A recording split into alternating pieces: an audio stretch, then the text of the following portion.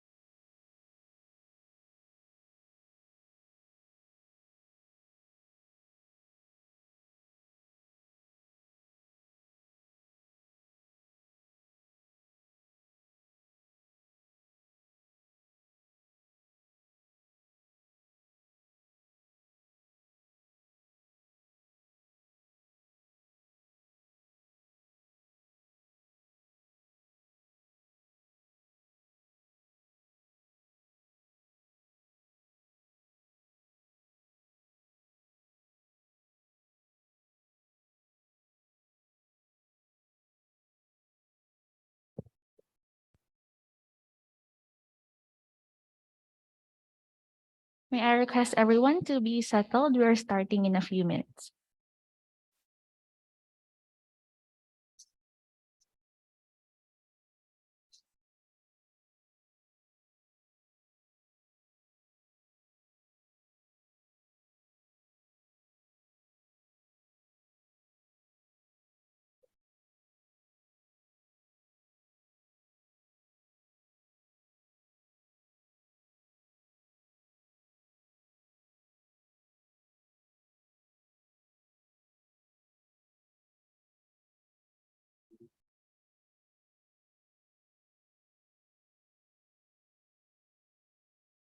Okay, so good afternoon, everyone.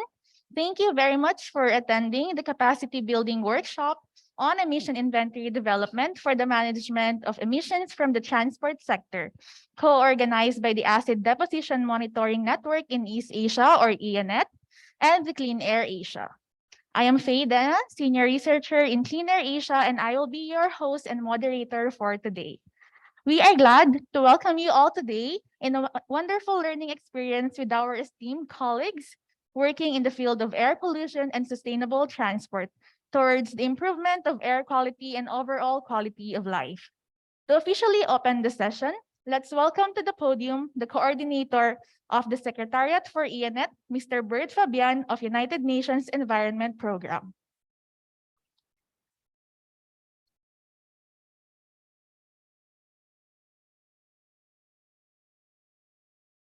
Thank you very much, Dr. Shiro Hatakeyama, Director General of the Asia Center for Air Pollution Research, distinguished government officials from the INET participating countries, friends and colleagues from the Department of Environment and Natural Resources in the Philippines, and also, of course, the attendees, participants online.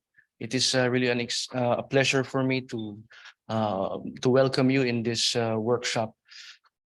This is very special to me because the topic, I started working on air pollution in the context of transport. It is very important, emissions inventory. I think it was a business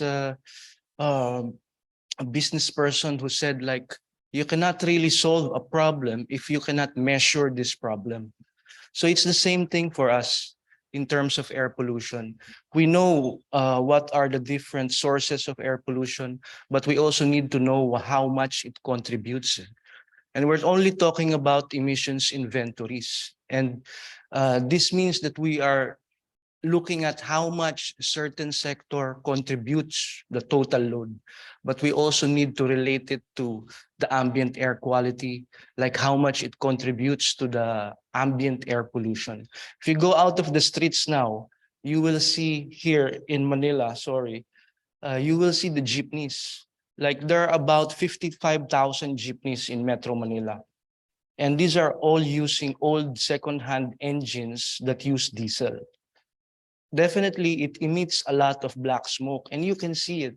But we also need to have some more kind of measuring, like how much it contributes to the overall air pollution. But if you stand outside the street, you can see how much this sector contributes.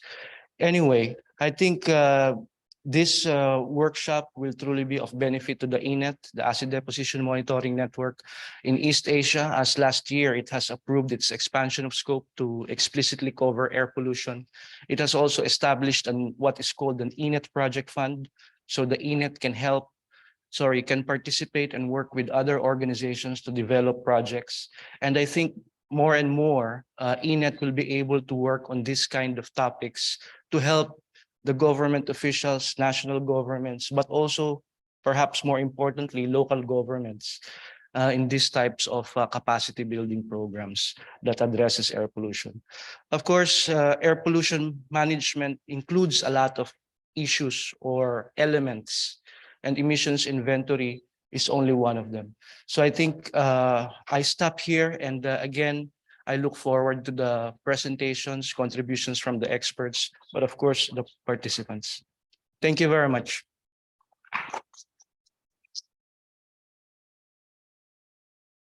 Thank you very much, Bert, for formally opening the session and setting the stage for this workshop. And to welcome us all, we call on the Director General of the Asia Center for Air Pollution Research, Dr. Shiro Hatakeyama.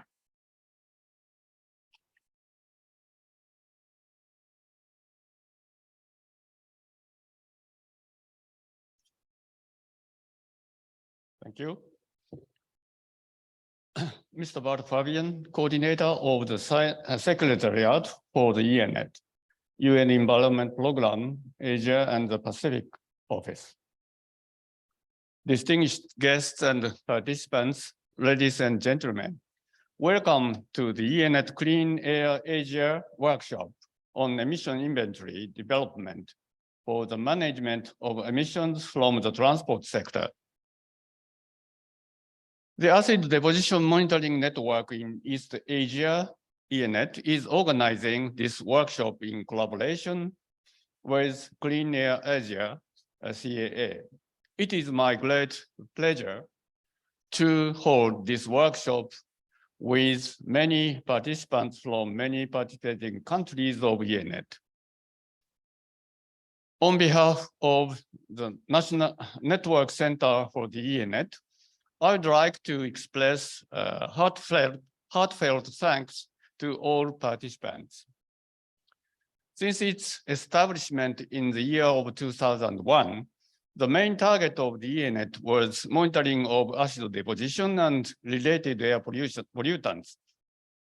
Recently, after a few years of sincere discussion among participating countries of the ENET, expansion of scope was agreed at the 23rd Intergovernmental Meeting held last year, and it became effective as of the end of last month.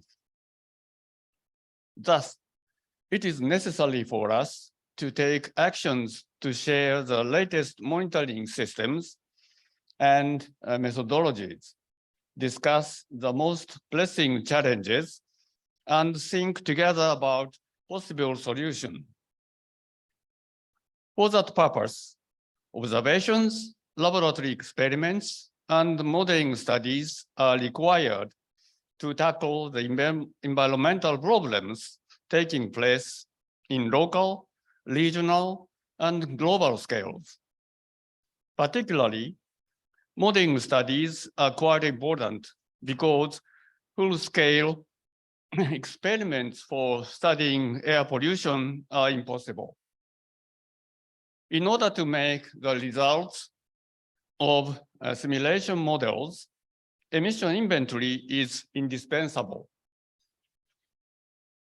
The contribution of the transport sector, in particular, in many kinds of emission sources, is estimated very large to air pollution in Asian cities. Therefore, data and information you can obtain in this workshop are very important for those who are going to start detailed modeling studies on air pollution and to track improvement in air quality due to emission reduction measures. The emission inventory results can lead to a data-driven approach to developing policies that can control emission sources. I hope you can enjoy lectures and exercises in this workshop. I look forward to the fruitful results of the workshop. Thank you.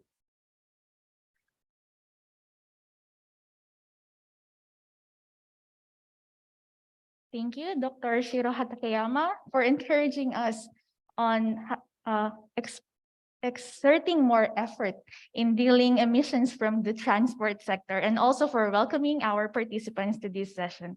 And before we proceed with the presentations, here is the agenda and some key reminders for all participants here in the venue and in our Zoom meeting room. So this workshop will be until 5 p.m. today, and you just have heard the opening and welcome remarks from our guests. Next will be the introduction to emission inventory by Ms. Evelyn Tamayo of Clean Air Asia, and it will be followed by a discussion on the use of EI data in identifying emission targets and reduction measures by Dr. Didin Agustian Permadi from National Institute of Technology, Indonesia. We will also have a simple exercise to give us a better grasp of the use of EI data as a basis for policy development. After which will be a short break. And when we come back, we will continue the discussion on policies and measures to reduce emissions from transport, which will be shared to us by Ms. Kathleen de Matera Contreras of Clean Air Asia. Next will be case studies on the use of EI in air quality management, which will be shared to us by Dr. Didin Agustian Permadi on the cities in Indonesia, and Professor Xiaojun Zhang from Tsinghua University on the cities in China. After all the presentations will be a panel discussion with all our speakers where you can ask all your questions. Then we will close this workshop with the representative from the Department of Environment and Natural Resources. So for our Zoom participants, just a few reminders. Please change your name on the Zoom call to name, space, your affiliation, and close by parentheses. So you can do this by right-clicking on your picture or video and selecting rename. You can also raise your questions through the Q&A function, and the moderator will raise your questions to the speakers during the panel discussion. Please complete the pre and post training evaluation survey that will be shared before and after the workshop. So this is for our venue, for our participants here in the venue. You may connect via the Diamond Wi-Fi using this code. Yeah, I'll take yes. And if you have a hard time seeing the screen, you can also log in via our Zoom webinar link. So you can also see the screen clearly. So yes, you can log in using this Diamond Wi-Fi with this code DHP2021.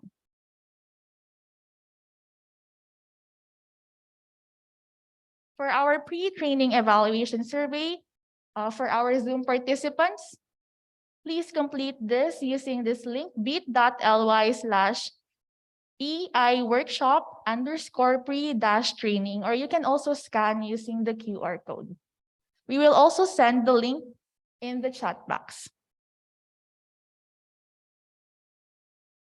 Okay, to set the scene for our learning event, Ms. Evelyn Tamayo will give a presentation on the general principle of emission inventory, including an overview of the tools used in doing EI.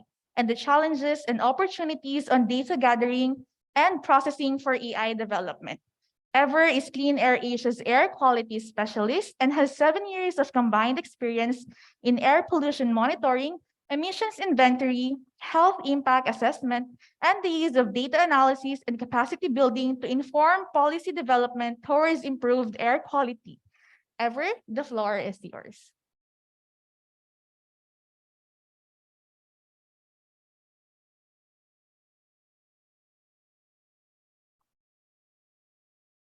So thank you very much, everyone, for coming today. I hope you can still see me behind the podium. So as mentioned, I would give a very short overview on what an emissions inventory is to set the tone on how we can and why we should do the calculations and how do we make sense of the data towards policy development. So I'm just going to gloss through some of these introductory slides about Cleaner Asia, wherein we just wanted to emphasize that the goal is to really build the capacity of the partners. We look into the data and, more importantly, use all of the information towards policy development. Our work is done in different cities in Asia, so not only in the Philippines. And for most of the work that we are doing, we perform emissions inventory because it can help in the development of clean air action plans. So for context, every time we talk about addressing air pollution, we are actually implementing the guidance framework for better air quality in Asian cities. The simple principle is that before you can develop solutions, it would be best that we establish the knowledge base. It's answering questions such as, what's the level of pollution? What are we dealing with? As what Bert has mentioned, we cannot manage what we can't measure. It's also very important that after or while we are trying to find out what is the issue, where does the issue come from? And all of these also can help us understand what are the impacts, because it's usually the impacts which push actions to address the issue. And all of these information we can use to develop different kinds of solutions at varying levels.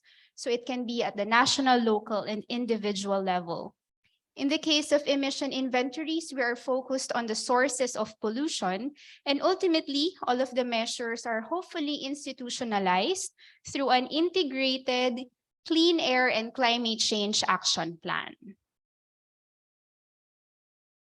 What is the link between air pollution and climate change? You know, for a lot of cities and countries, not only in Asia, but in the world, they are usually addressed in silos. So even in our experience, dealing with different communities and stakeholders, sometimes the link between the two is missed.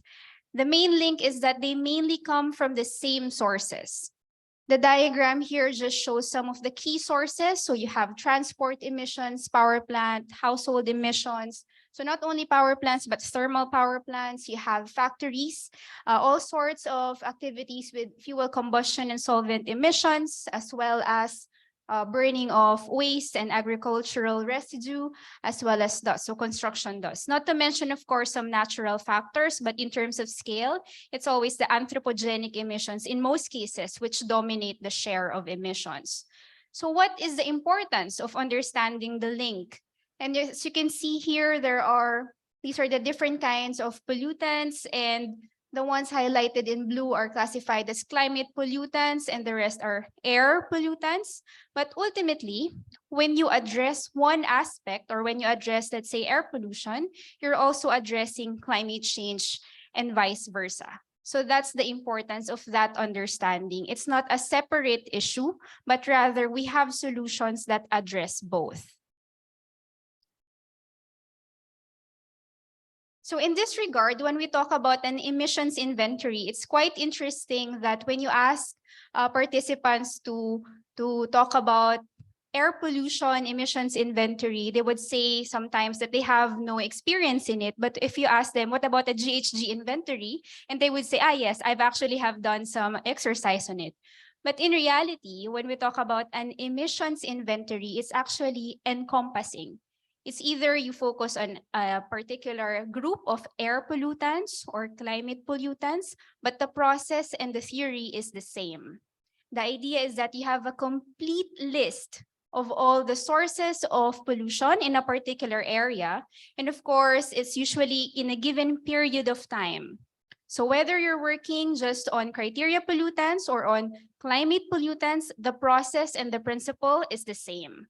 And what we always advise to our partners is that if you can, you do it at the same time, because anyway, the process is the same, the data collection is the same, and you will just add a bit of calculations. So this is a summary table of some of the key pollutants per subtype of emission source. So of course, this list is not absolute, meaning there are many different categories more, and there's also other pollutants, most likely not included in the table. But this should give you an idea that the type of pollutants emitted vary depending on the specific source. So for example, even if you are talking about point sources or your stationary sources, the distinct or the major pollutants can vary if you're talking about electricity utilities, or maybe you want to focus on petroleum, chemical, or different kinds of manufacturing processes. If it's area sources, it's a bit more expansive in range. It can be residential or commercial. And you also have petroleum distribution and transportation, open burning, forest fires, and waste emissions. Now, for this particular training, we are going to focus on transport emissions. And here we just itemize some of the key pollutants. But again, as mentioned, there are many other pollutants more. And what will vary is that it will depend whether you are focusing on road, or these are also what we call line sources, or if you want to focus on off-road. So these are usually machineries, facilities that are outside the road network. So example would be agricultural machineries. And if you are focusing on water or marine emissions, aviation, and railways, because what will happen is that there will be just a change in the type of fuel use and the technology employed. So in this slide, you would see a very quick overview of how calculations are made. So this is the simplest version of the formula when calculating emissions. And what we just have to remember all the time is that there is a distinct emission factor, and we multiply it with the activity data. The emission factor is a fixed value. It gives us an idea of how much of the pollutant is produced per given amount or per given value of the activity data or the source. The emission factor, or the EF, can be sourced from established publications, but ideally, it would be best if it comes from local studies, so that we know that the factor is most applicable in the context we are in. Now, some examples would be if we're talking about sulfur dioxide emissions or sulfur oxide emissions, the emission factor would be the amount of pollutant per amount of fuel burned. So that's an example. And then if we're talking about nitrogen oxide emissions, for example, it's the amount of nitrogen oxide emitted per distance traveled of your mobile source. For the activity data, so this is the one that is usually the most time-consuming sometimes in collecting the data. And this gives us an idea of the scale of the activity or of the source. So it can be the amount of fuel burned, if it's a fuel combustion, it's the distance of the vehicle traveled, or it can be the rates of the production if you're talking about manufacturing. It can be, okay, so this is a quick example before I talk more about the activity data. So for example, you have a vehicle. So the total annual vehicle kilometers traveled by all diesel heavy duty trucks in a small city, let's say, is 10 million kilometers. So again, you have a city and there is data, the total VKT, or the total vehicle kilometers traveled by all of the heavy duty vehicles, is 10 million kilometers. We wanted to find out how much is the contribution in terms of PM 2.5. So these are very small particles, smaller than the strand of your hair divided by 20 times, and it can directly go to the lungs. So in this example, the emission factor is 2 grams per kilometers. This means that for every 1 kilometer traveled by heavy duty trucks, it emits 2 grams of particulate matter, 2.5 or fine particulate matter. Following the formula, you have emission factor times the activity data. So what we will do is we multiply 2, so the emission factor is 2 grams per kilometer, times the total kilometer, which is 10 million, and you have 20 million grams of PM2.5. And then we do the necessary unit conversion. Usually when we report emissions, it's in tons. And if you've noticed, the values are also in annual averages. Okay, so this is the general principle of you have the emission factor and you multiply it with your activity data. So I think we can all do this later in the exercise. Now, what's the challenges involved if the formula is actually relatively simple and the emission factors are available from different sources? Where do we get the activity data? This is the challenging part. It can either be through a top-down approach, simplified approach where you get the data from national census, national level, sometimes even regional level statistics. And you also have the bottom-up or the detailed approach wherein possibly you look into local surveys. So later I'll talk more about where do we get the data. So ultimately, whether if it's point, area, or mobile sources, the simple approach or the simple formula is the same. So again, emissions is equal to emission factor times your activity data. In this case, the activity data is in fuel consumption because usually in most of these sources, the emissions come from the combustion. Now, it will only vary depending on the type of source you're looking into. If it's a point source, your activity data can be in terms of the specific flow rate, the hours of operation, and take note, emission controls. So emission controls can reduce the amount of emission, so you have to factor that in the calculations. And for manufacturing, you also look at the fuel consumption, again, the emission factor and the emission control. For area sources, again, it will just vary depending on the specific source you're looking into. So if it's cooking and solvent emissions, it's very much dependent on the population of your target site or study site. And for gasoline stations emissions, for example, you have to take into account how many stations are actually in the city. And for construction, let's say you need the floor area of the construction site. This already gives you an indication of some of the challenges faced by cities, because usually they would say they have data, but the data is only qualitative. Like they would say there was an increase in the amount of construction projects from last year by 50%, but we don't know the base number or the floor area. So that's a challenge because you can't really calculate for it if the values are not quantified.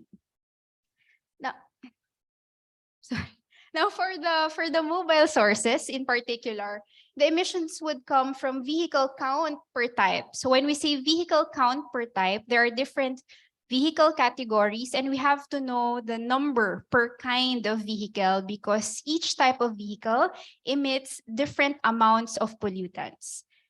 This is multiplied by the vehicle kilometer traveled per type, just like in the example before. So you really have to know for this kind of vehicle, how far has it traveled? And then we multiply it with the emission factor.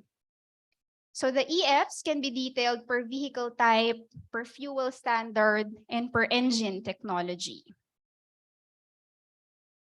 There are a range of tools available to automatically calculate for emissions. So some of the key tools that we are, key manuals and tools and software that has been used widely, for example, would be the Atmospheric Brown Clouds Emission Inventory Manual. It actually comes with an Excel file that you can just plug in the values and it will automatically calculate for you. And then there's also the gains online, also with the IASA, you can get the average emissions, especially even at the regional and country level. You have LEAP IBC, where you can also model the measures that you want to implement and see how would the air pollution would decrease through time. You have the IVE, it's very specific for vehicles. You have compilation of emission factors from US EPA, from Europe, and you also have the GAP, the Global Atmospheric Pollution Forum, and you even have also the emissions database for global atmospheric research, or EDGAR. I'm not going to explain in detail each of the software because ultimately it will depend on the available resources and manpower and technical capacity of your city or your country before you determine which software would be best for you. But in all of these software, the principle is the same. You have to know the activity and you have to multiply it with the emission factor. So for vehicles, there are different layers. If you want it to be very simple, you can look into the total VKT, just like the example a while ago. But the first level would be you have to have the number per kind of vehicle. And sometimes, of course, you have to adjust it depending on your locality. In the case of the Philippines, we also have jeepneys, and then you can have tuk-tuk. So it depends on your locality. For each of these vehicle types, it would be helpful if you know the share of how much of these runs in different kinds of fuels. And if you have additional data as well, you can also even specify the kind of engine technology that it runs with. The idea is that the more detailed you have, the more details as well you can have in terms of the emissions of your city or your country. Where do we get the data? So relatively, the most widely used before is the registered number of vehicles. However, this is good for national estimates. But if you're talking about detailed assessments per city level or per town, then it wouldn't be as very helpful because if the national registry applies to the whole country, you wouldn't know which parts of the city they actually run over or apply through.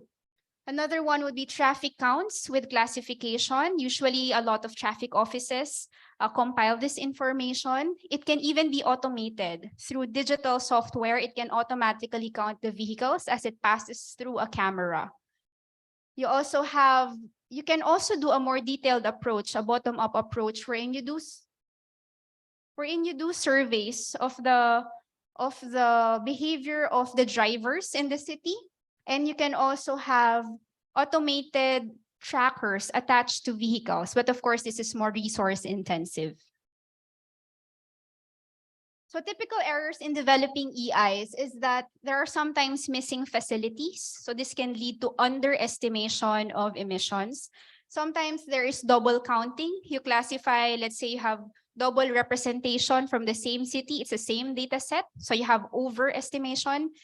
Sometimes there's also improper geospatial information. So let's say you're talking about a road network and then there was a mismatch in the mapping details and you double the count for the road network.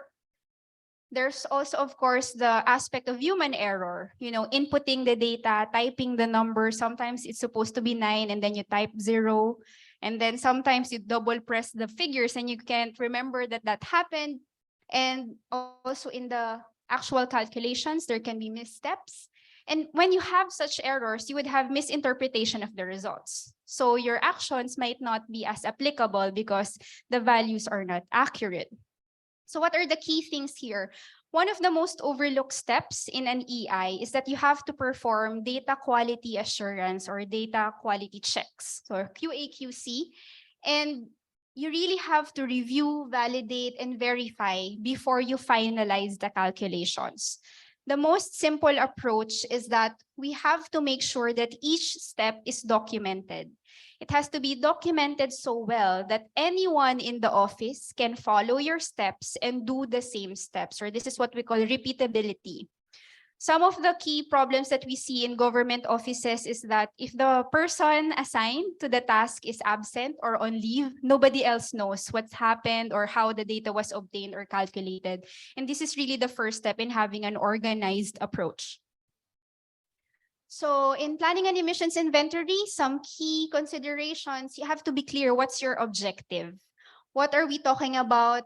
Which sources are we including? So in relation to this, you have the scope. You know, you have to really be clear what types of sources you will include in your EI. You also have to be clear on the, sorry. You also have to be clear on the coverage. Which pollutants are you going to include? Which cities or sub-cities are you going to include? What are your needs in terms of accuracy, precision, and reliability?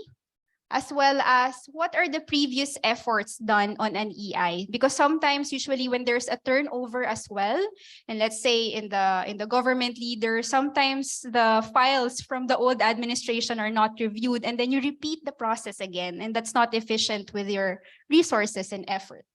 And then, of course, you have to be practical as well. What are other considerations? What's your available financing capability? So funding availability. What is the target date of completion? This is very important so that you know that you will finish it on time. And of course, what are the existing capacities of your office? Because even if you want to use a certain tool, but there's no available staff that can take the time to study the tool, then it's not the right tool for that particular office. So we have to consider all of those. And at the same time, we have to remember that in an emissions inventory, again, we get to have an idea where are all these emissions coming from and how much is their share. And when we have that information, it can ultimately help in air quality management because you get to prioritize which source you would address first. And at the same time, not to mention, emission inventory results can also be used in air quality dispersion modeling as an input.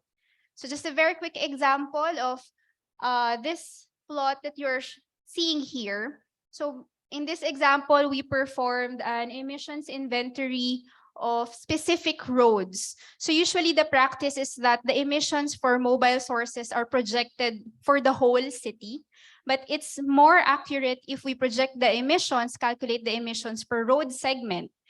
When you have such details, so for example, in this case, in this map, when you identify the specific road segment with the biggest contributions, then you can prioritize that road. So for example, you have limited people to check for exceeding emissions, then you can put your inspectors in this road segment. So it's that specific. It will vary depending on the available information you have. So key lessons learned by Clean Air Asia in doing several EI, especially on the transport part, is that data completeness, accuracy, and quality are the major factors in ensuring accurate and comprehensive EI. Some offices tend to overlook that having a very organized file system is actually almost more than 30 to 50% of the time that you can fast track your processes. Some offices sometimes still have paper documentation of some of the data, and that already increases the time to calculate because you have to type in or to scan some of the documents. And also, you can combine approaches, top-down and bottom-up, depending on the need, depending on the availability of information. You can combine different approaches. And ultimately, the partners, the stakeholders, the community members, they know their city best. So it's always good to foster these partnerships with them. And always remember that there's no perfect emissions inventory. Through time, it will always have an increase in accuracy, increase in the scope and detail. And any city or community, it would be best to start with something instead of nothing. And so ultimately, the output is only as good as the input. No matter what the tool you're using, if you don't understand the principle, it would be very difficult. And it's also very important that there is always a link between the policymaker and the technical individuals doing the emissions inventory. Because one of the key problems is that the technical people, they know how to calculate. They have the numbers. But ultimately, it's the decision makers who create the policies. So sometimes they don't even discuss, and then they don't know how to make sense of the numbers accomplished or calculated by the technical staff. And actually later on in our discussions with Dr. Didin, he will elaborate more on what do we do with the data? How do we make sense of the data? So ultimately, for the way forward, there are opportunities in improving data generation and consolidation. Data sharing is very important to be institutionalized. Build the capacity of all individuals or offices included for the development of the EI, local, national, and community level.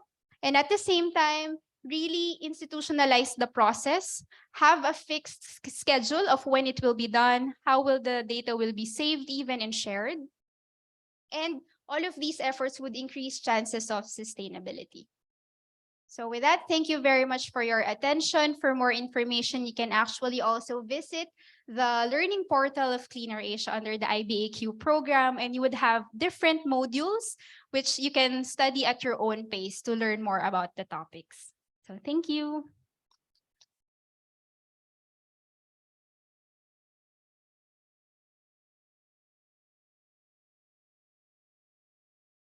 Thank you, Ever, for walking us through the basics of emissions inventory, as well as the data needs and lessons learned by Clean Air Asia in EI development.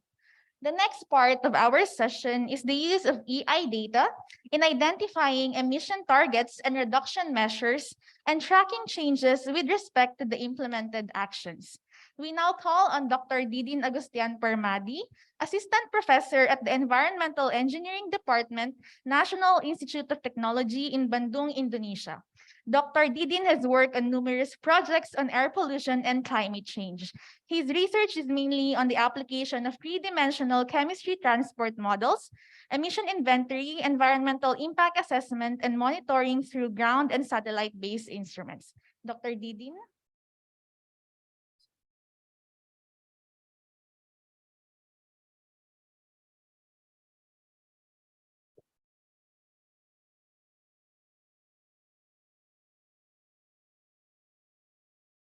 Okay, good afternoon, everyone, distinguished guests, and the active members of this excellent network of ENET.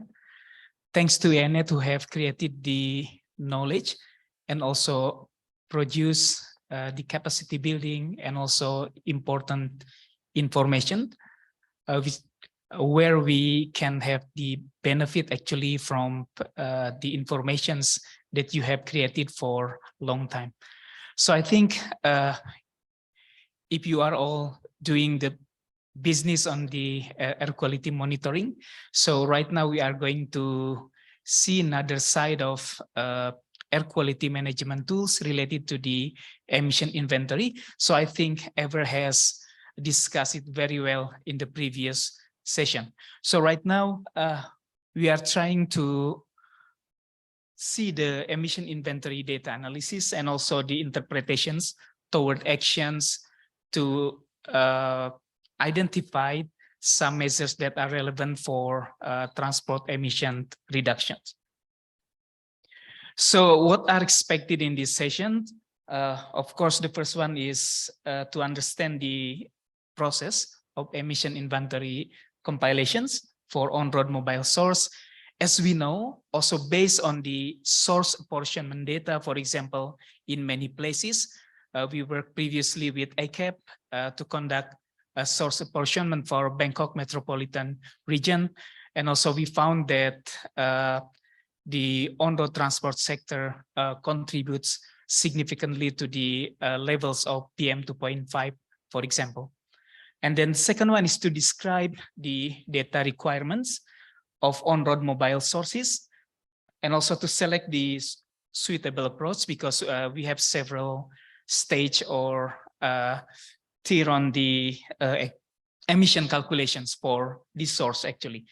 So the last one, of course, we developed already the simple tools for all of us here, and then later on we will try to use it for emission calculation, and we will give example to all of you set of problem that we can solve using the developed tools. So just would like to bring back the knowledge on what are the possible processes or the source of emissions from a vehicle, for example. As we can see here, we know that from the fuel combustion, it will emit also the greenhouse gases and also the toxic air pollutants, as well as the other regulatory air pollutants. And from the operations of the vehicle itself, so it will emit the certain hydrocarbon and methane from the fuel tank and carburetor evaporations, and also from the connection or interaction between the tire with the asphalt road and also the surface, it will also emit the certain amount of particulate matter.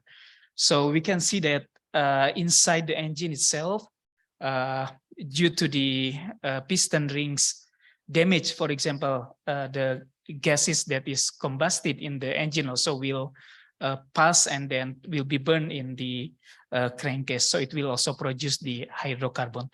So we can imagine that there are a lot of sources even in one type of vehicle operations. Yeah, so there are a lot of emissions from greenhouse gases as well as the air pollutants that we expect to be emitted to the ambient air.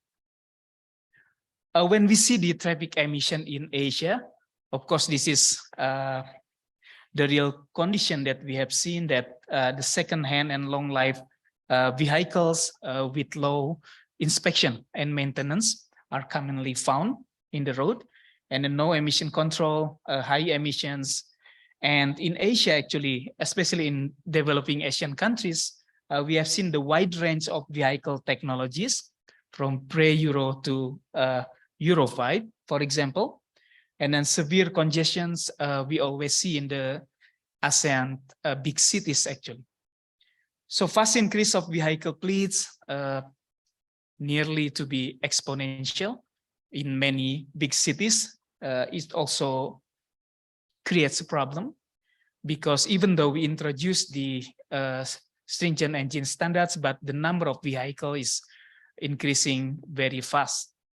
So for current situations, the improvement in vehicle technologies and fuel quality, alternative fuels are also available, and this may needs to be introduced to intervene the policy actually for reducing the emission from transportation sector.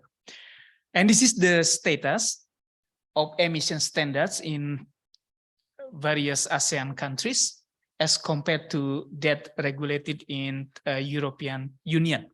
As we can see that Thailand and Singapore, they move forward to Euro 6 for the diesel four-wheeler and gasoline four-wheeler, while other countries also trying to catch up with these situations. And this is the status of fuel economy standards. We can see that some of the ASEAN countries, they do not have this kind of standards as compared to Australia or even to Japan. So we can see later that all of these factors are important, and it will affect heavily the emissions that will be emitted to the ambient air. These are the surveys conducted by the Asian Institute of Technology. We set up the GPS survey in 5 cities in Asia. The first one is in Ho Chi Minh City, and then the second one is in Hanoi, and then Bangkok Metropolitan Region, Kathmandu Valley in Nepal, and then Yangon. So here are the average vehicle speeds for motorcycle, taxi, passenger car, and also bus. So we can see that in some countries, the average speeds are very low. So it may be caused by the severe congestion actually. So why do we need emission estimation, in particular for the on-road mobile source?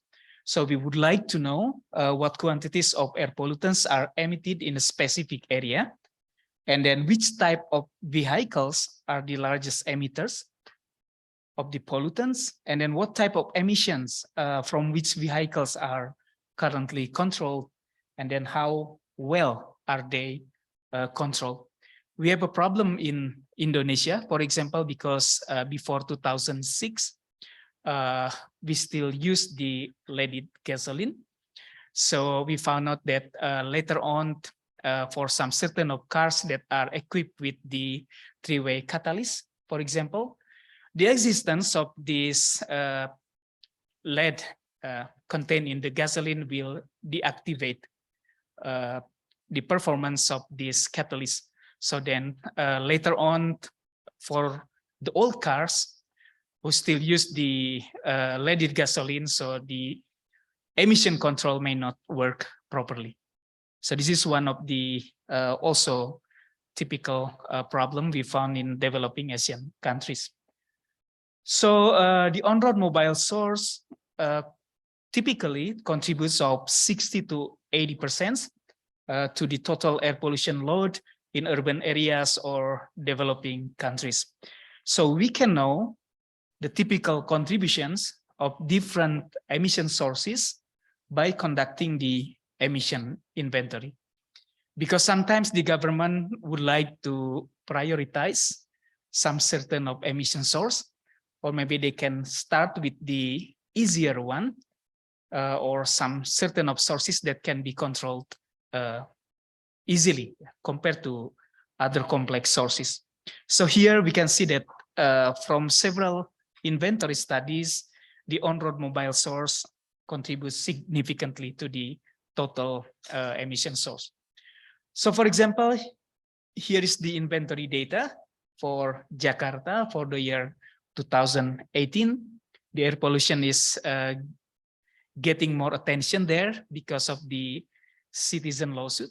I think you may have heard about these situations a few years back, and then we worked together with Vital Strategies to conduct the inventory for the city, and we found out that the on-road mobile source contributes significantly to almost of the air pollutants, except for SO2 actually.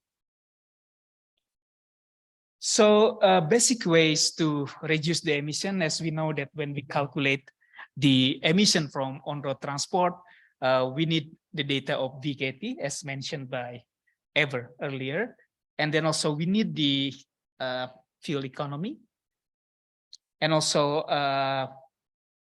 we also need the emission factors, for example, for the calculation. So we can link to several basic ways for emission reductions. Related to the VKT, perhaps we can restrain the traffic volume and then also reduce the traveling distance. And then related to the fuel economy, we can restrain the traffic volume, increase the fuel efficiency, and also we can somehow think about the ways to reduce the fuel use and then reduce emissions per unit of fuel. Later on, in the end of this part, I will try to show some basic methodology on how to calculate the emission reductions from the several basic ways that we discuss in this session. So we may think about the emission calculation methodology. The first step is to get the data. This is the type of activity data. We need the fuel type, and then also we need the fuel consumption. Oftenly, the fuel consumption are not reported in the statistical data. So somehow we use the fuel sale data, and this creates a lot of problems because maybe cars are coming to buy the fuel in one certain area, but then the cars did not run so much in that area. Yeah, so if we use the fuel sale data, then it may not be representing the real situations. So the alternative data source, we can get this data from national statistics, International Energy Agency. So somehow it is good for the national level emission estimation. And we move to the next tier of emission inventory, we use the number of vehicles, vehicle kilometer traveled, and the average speed. Normally, to calculate the total VKT, there are two basic ways actually to estimate this data. As mentioned by Ever, that the first thing we can do also the odometer reading survey to know the kilometers, the daily kilometers driven by the cars. We can also read from the odometer reading survey. And then we simply multiply with the number of registered vehicle. And also we can try to take the average daily travel, especially we can take, I mean, some cities, they also measure the daily traffic. So we can utilize also that data, and then we can move forward to get the emission factors in gram per kilometer. So I think later on also, I'll try to show on how we can get these emission factors. And then the last one, of course, we will rely on the local data, especially the traffic volume, and then also the change of speed, engine technology. We may need the primary survey and also statistics. Some available emission models, for example, the IVE or International Vehicle models, we need detailed survey data. Yeah, for example, the engine technology, and then also the second-to-second speed accelerations, because from the latest research, yeah, the acceleration is more important than the average speed to affect the emissions. So how to measure emission factors? Mainly the first one is to conduct the laboratory chassis dynamometer testing. And then we can also use the on-road monitoring system. Remote sensing has been widely used also to characterize the emissions. Reverse modeling and also the emission modelings, for example, those developed by the US EPA, MOOPS, Mobile 5, and also the European models of Copert, Mobilev, etc. So this is the typical setup of chassis dynamometer test equipment. So some certain of driving cycle will be experimentally done in the laboratory. I think this is the picture we took from the automotive laboratory managed by Thai Pollution Control Department. So using this typical setup of experiments, we can also characterize the emission factors. And then the second way is conducting the on-road monitoring to measure the exhaust emissions under actual on-road driving. So somehow we would like to resemble the real-world emissions by putting the portable emission measurement system of PEMS, and then we have the sniffer where we put the PEMS inside, and then it will chase the cars that we would like to get the emission characterization. Also, this type of experiments have been widely done in China, for example, typical layout of a remote sensing instrument, observing the vehicle across the single lane of traffic. So the absorption of UV and IR by emission passing the vehicle. So this type of experiment also attempt to get the real world emissions. So the first methodology, we calculate the fuel consumption multiplied by the emission factors.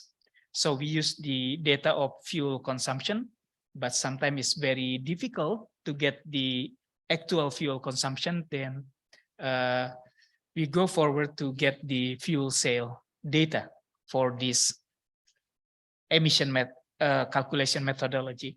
And this equation requires the fuel consumptions, sales statistics to be split by vehicle category. So this is one of the big challenge also.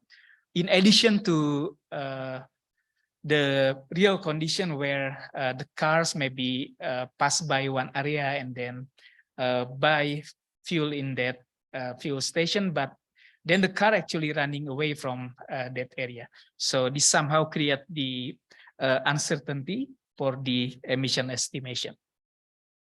So this is the examples of bulk emission factors provided by EMAP EEA for different type of fuel category and also for different fuel types. For example, for carbon monoxide, NOx, NMVOC, methane, and particulate matter. So this type of bulk emission factor does not need the vehicle technology data for emission calculations. So for higher tiers of emission calculations, we can calculate the running emissions from the number of vehicle multiplied by the VKT and then multiplied by the emission factors. But we need also to consider, I think many traffic emission model also considers about the startup emissions, because when we have the cold start pace, it will emit also a significant amount of harmful air pollutants. So right now, I think many manufacturers are forced to reduce the period for the cold start. So the total emissions will be running emissions added to the startup emissions. So this is a typical example where we can see that the emission factors of startup and also the running emissions will depend on the technology type. So this is the typical output of international vehicle emission models for carbon monoxide, for example. So for on-road transport emission models, we can see there are some models developed in many parts of the world. In United States, MOVES and IVE are widely used. Here in developing countries or in Asia, we prefer to use IVE because of the technology index is somehow representing the real conditions in our countries. And this is the European model of copper mobile from German and also gains, as mentioned earlier by Ever. And then the ITDP also developed this TEMP module to estimate the emission reductions from specific transport projects. For example, if you build the BRT, then you can use this module actually to estimate and forecast the emission reductions in the near future. Yeah, this is the typical features of MobileF. We need to get the data of average daily traffic from each type of or each road section. So we may need to conduct the survey to get the traffic volume data for different type of road networks. Yeah, we need to get the average traffic daily flow. And then also we need to get the physical road informations and vehicle type, velocity, etc. also need to be supplied to this model. And then this international vehicle emission model was developed by University of California. We think that it is suitable for developing countries because many technology indexes are available or accommodated in that model to cover the pre-Euro to Euro 5.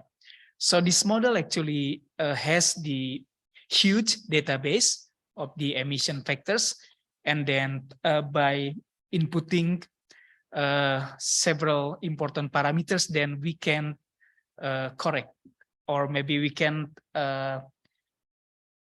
modify this emission database to be suited to the local conditions. So the main features of IVE, they use the vehicle specific power for exhaust emission determinations. And also the challenge is we need to have more intensive surveys to collect more local data and also to match the technology index for the input files.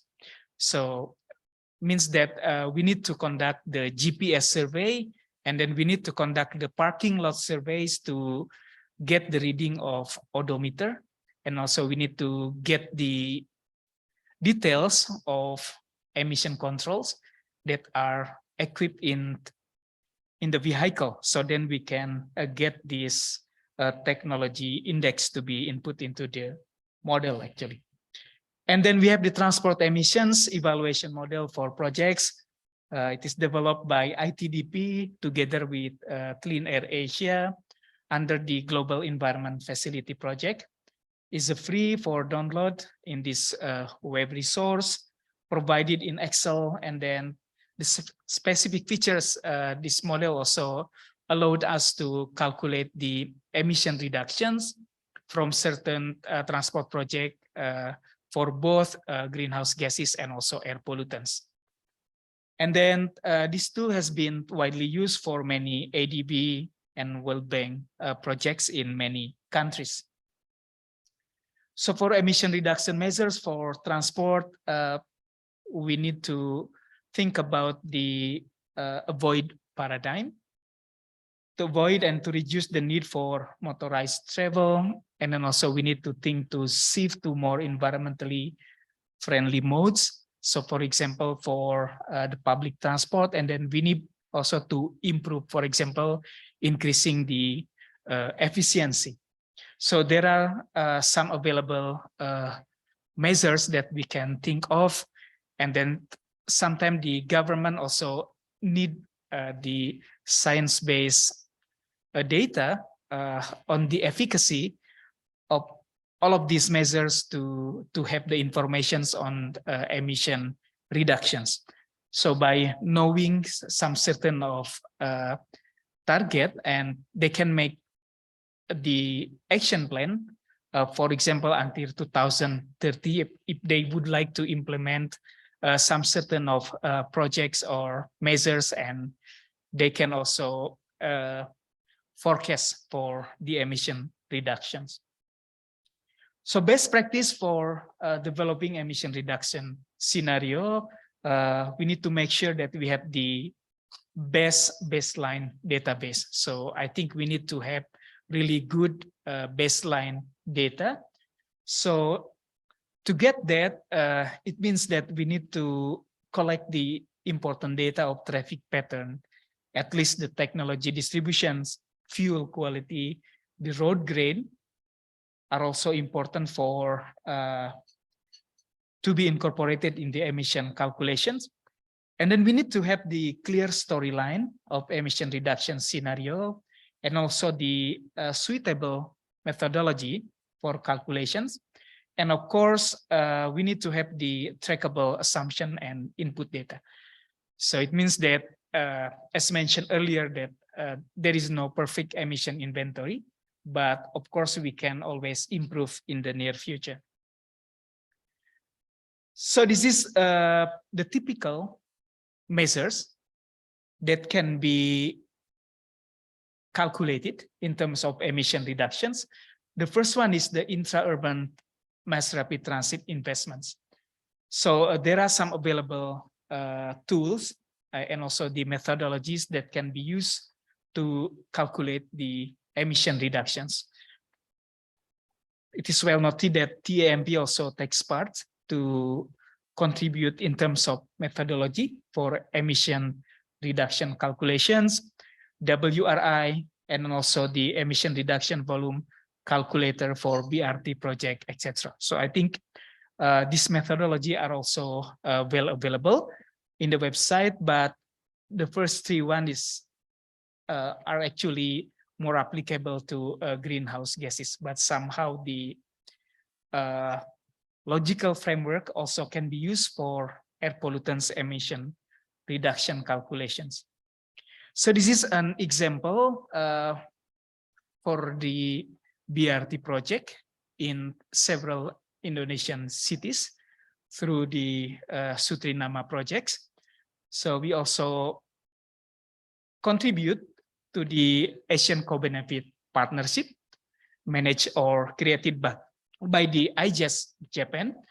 So just to show that some particular project also create the co-benefits to the air pollutant emission reductions as well as the greenhouse gases. So the second type is the comprehensive urban transport programs. We can think of the transit-oriented development. I think the case of BRT in Colombia also can be one of the good example. The bike sharing, bikeways, the transport demand management, and also there is also the available tool for rapid assessment of urban mobility in cities with data scarcity. It means that with the minimum level of data available, there is a methodology developed to be able to estimate or conduct the rapid assessment for emission reduction calculation. So the third type is the vehicle efficiency improvement program. So for example, the introduction of low emission vehicles to commercial vehicle fleets, CNG vehicle, electric vehicle, and also the emission reductions through improved efficiency of vehicle fleets. These methodology are also available, and somehow we can use also the international vehicle emissions models, and also well-to-wheel concept is more on the life cycle analysis that can be done to conduct the emission reductions measurements.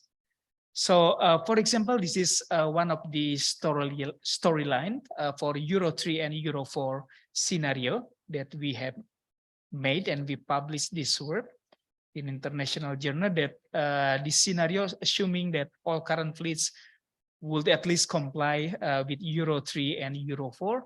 So I think we will also try to demonstrate this kind of exercise after this with you all. So we also need to define or to clearly state the vehicle technology distributions modifications as compared to the baseline data. For example, the sulfur content of fuel was also adjusted because when we go for the higher engine standards, then we need also to have the improved fuel quality. So it reflects the faster intrusions of the vehicle emission standards. So we try to use the IVE to simulate these two type of emission reductions scenarios, and then we publish in carbon management.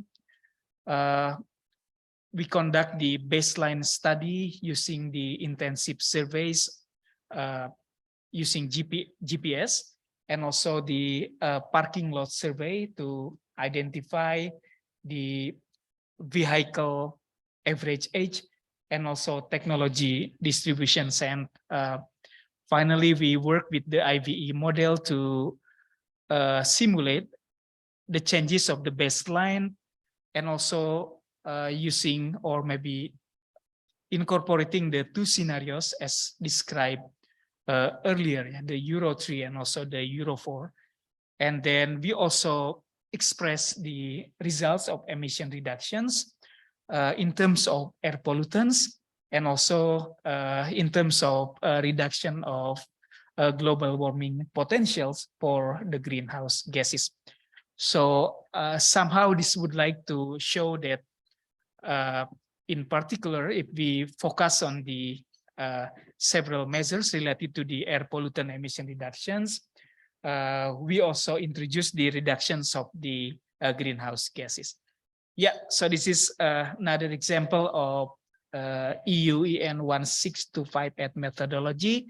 more on the life cycle analysis, in particular to see the change of the production of fuel until we use it, yeah, to run on the road. So I think some technical data on the emission factors of TTW and WTT are available actually from the several published works. And then the last type is for alternative fuel incentives.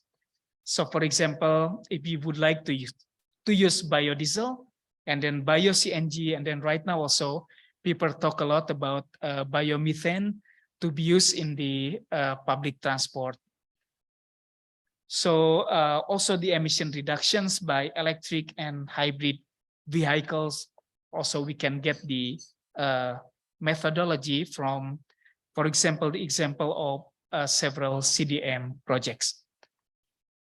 So as a summary for this session, actually, we see that the traffic fleets in Asian cities are of wide technology range. So we really need to get the actual data for some certain area that we would like to conduct inventory.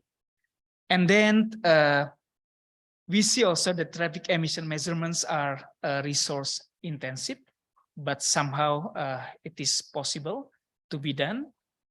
And then the rapid growth of vehicle fleets requires a frequent update of the inventory. Somehow we talk about 5 years regular update. And then the emission modeling is a good alternative to produce relevant emission factors in a city if we do not have, for example, the chassis dynamometer facility, yeah, to measure, yeah, the emission factors in the laboratory scale. So I think by that slide, I would like to end this first presentation. I would like whether we continue to the practical session or yes. Yeah.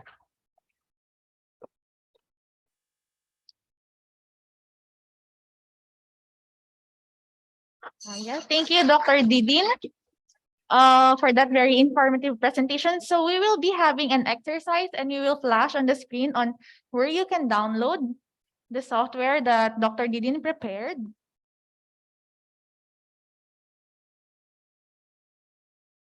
Kinuha na.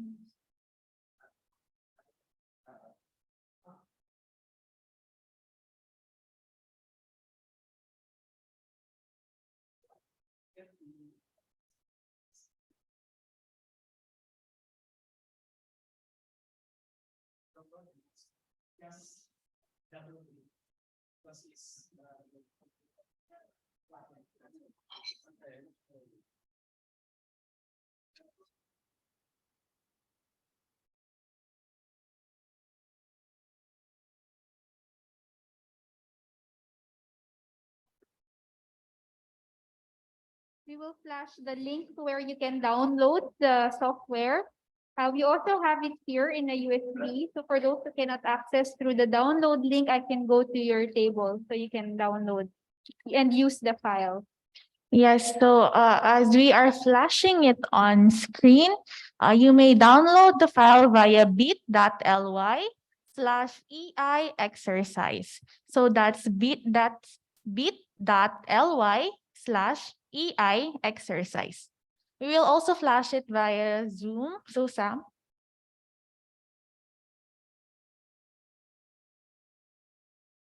Okay, bit.ly/EI.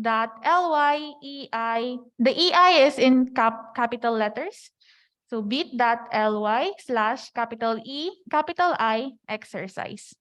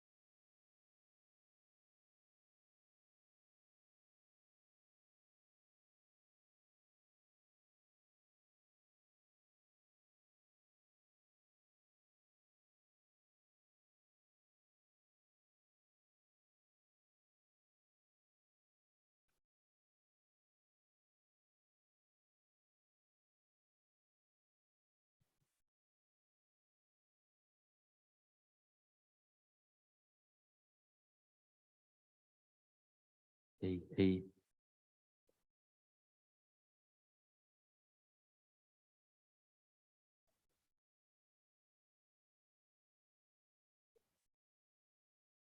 To your laptop.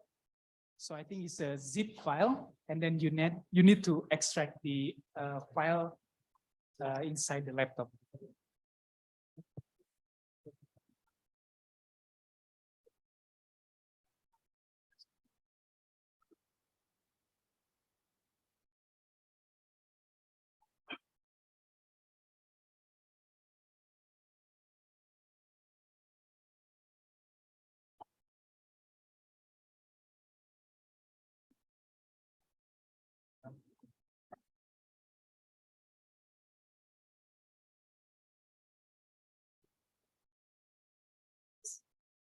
Okay. So if anyone need helps to download, or maybe what you are going to do with the downloaded apps, is a zip file, and then you can put it in inside your laptop and then extract the file. Yeah.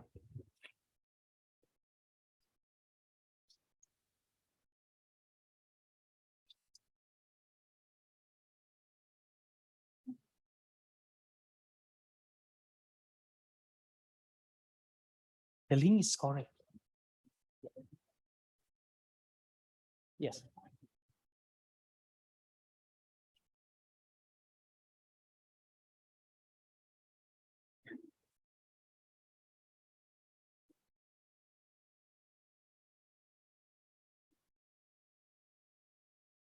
Okay, so the name of the file is, or the application is on-road transport emission calculator version 1.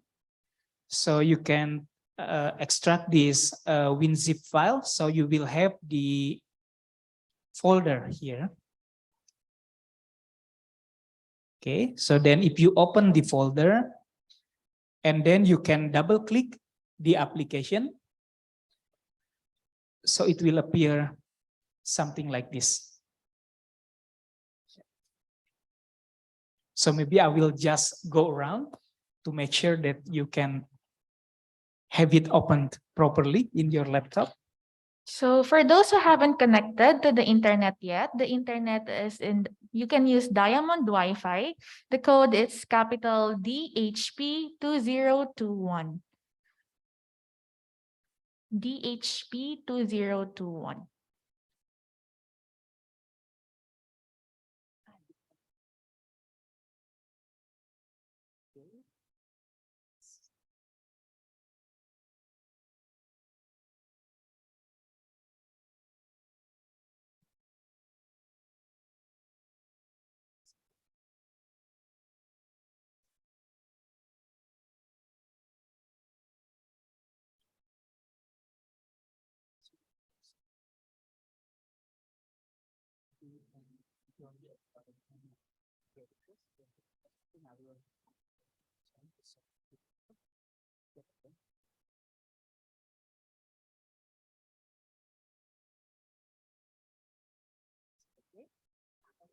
Nice.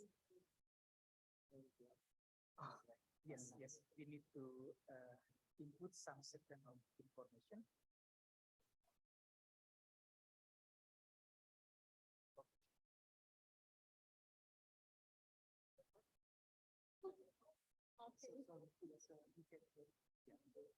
Other friends who use Windows.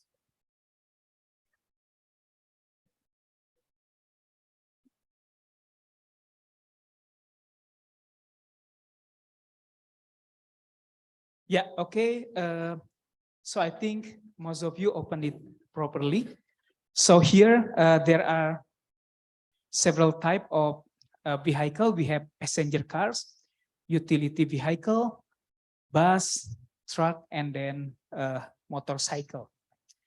So for example, we would like to start calculation for passenger cars, and then we have save as file here.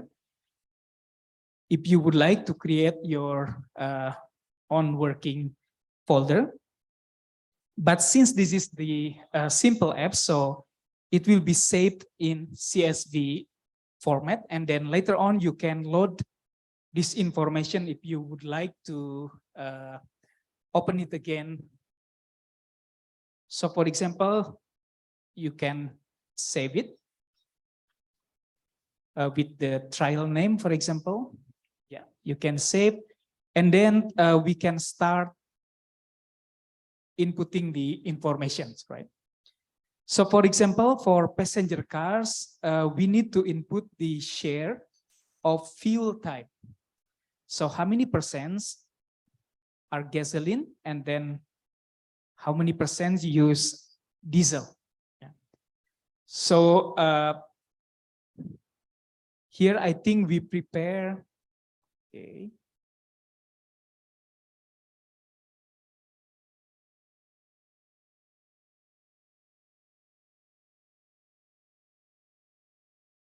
Yes, and I think we have also provide you this file.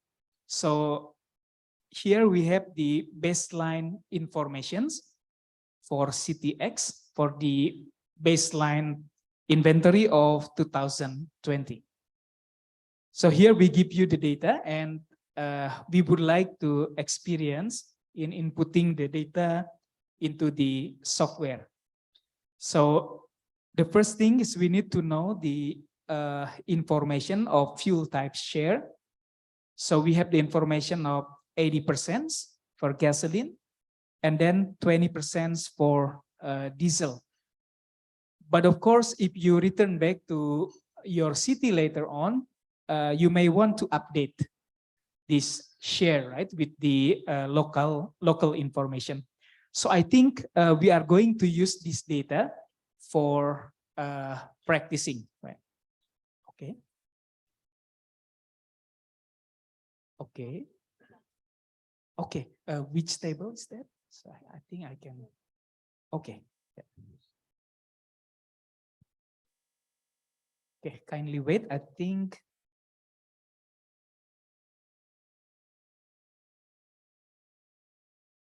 Are you doing okay? Okay. Who else didn't download the file yet? We also have it in this flash Sir, drive. you get problem in. Who else need the file? Okay, thank you.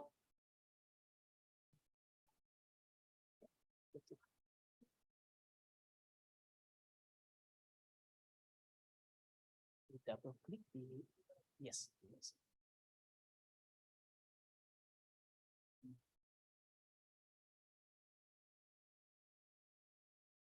Okay, please open well.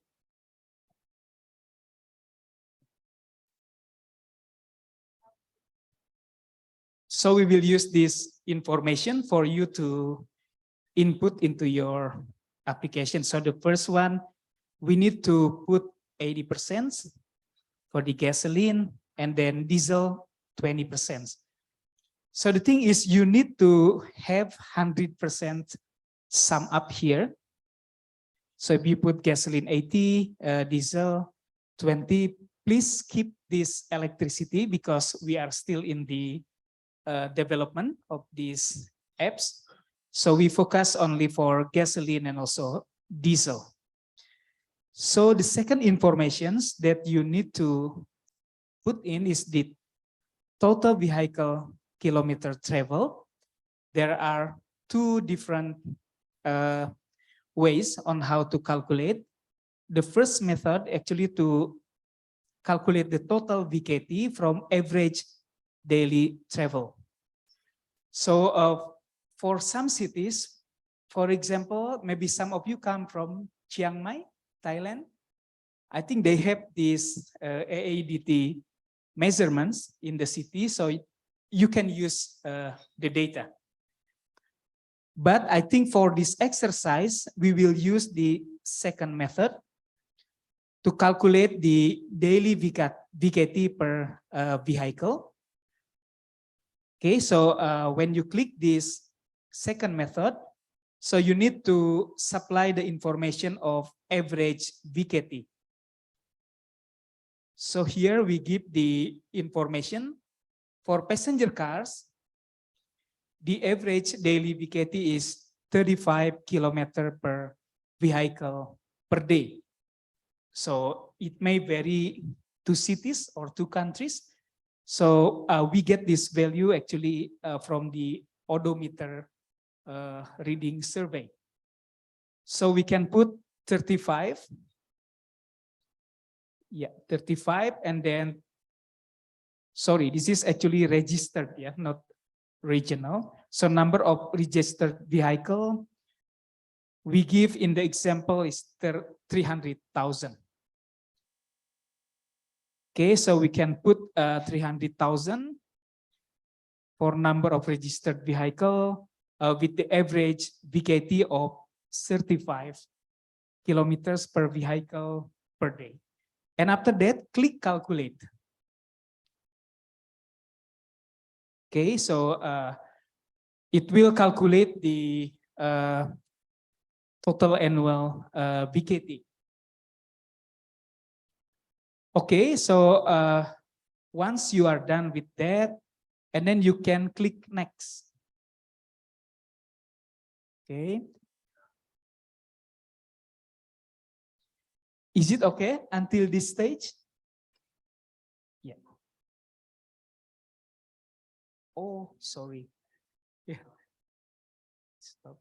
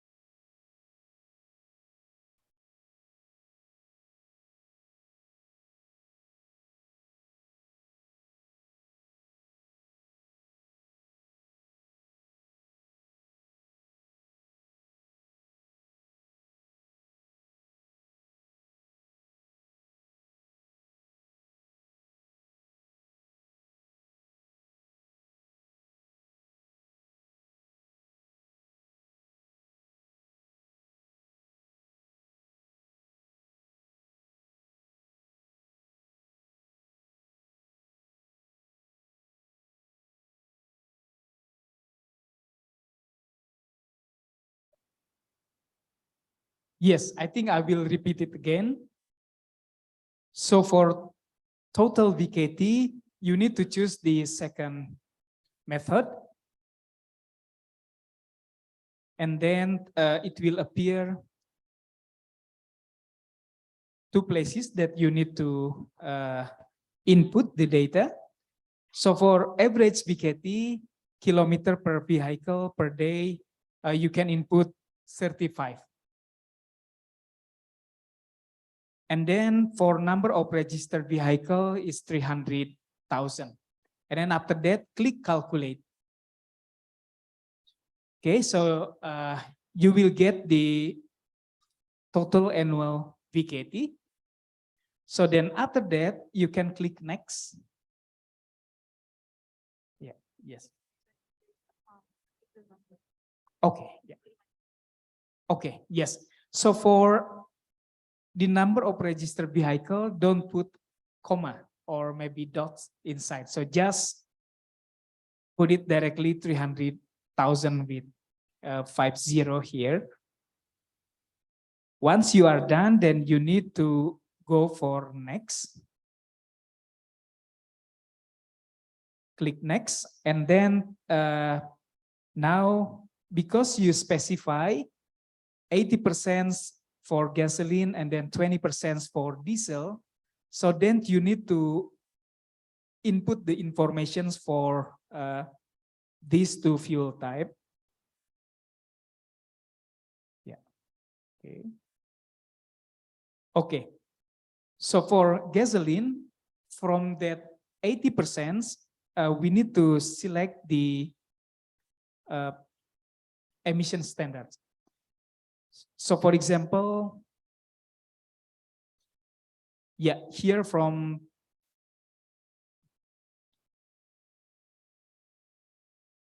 the exercise, for gasoline, we need to have pre-Euro 60%, and then Euro 2, 40%.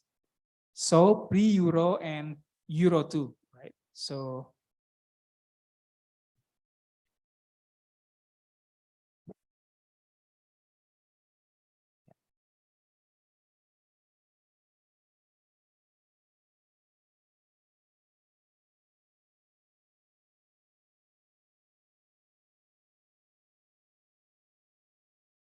yeah.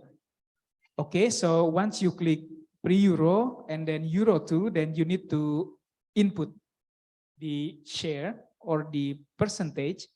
So pre-Euro, you can input 60%. And then for Euro 2, you can put 40%. And then after that, you click next. Yeah. So once you click next, then the previous total VKT will be allocated for each emission standards. So now we have the estimation of VKT for pre-Euro and then Euro 2. And then after that, you can go for inputting the emission factors. So for example, in the problem, we will try to calculate the emission of PM 2.5 and CO. Yeah. So we provided already the default emission factors here. So we can use just click by scrolling, right? The emission factors. And then also for Euro 2. Okay, and then for CO as well, because we would like to simulate two parameters here, PM 2.5 and CO. You just click it, and then also for Euro 2. So because you define only pre-Euro and Euro 2, so the active panels here are only for pre-Euro and Euro 2. So if you would like to calculate for other parameters, we have also provided the emission factors. You just need to scroll and then also select the emission factors. But however, for example, I think in pollution control department in Thailand, they develop many emission factors from their experimental works in automotive laboratory. So how, for example, you would like to input your own emission factors? You also can put it directly here. Any problem?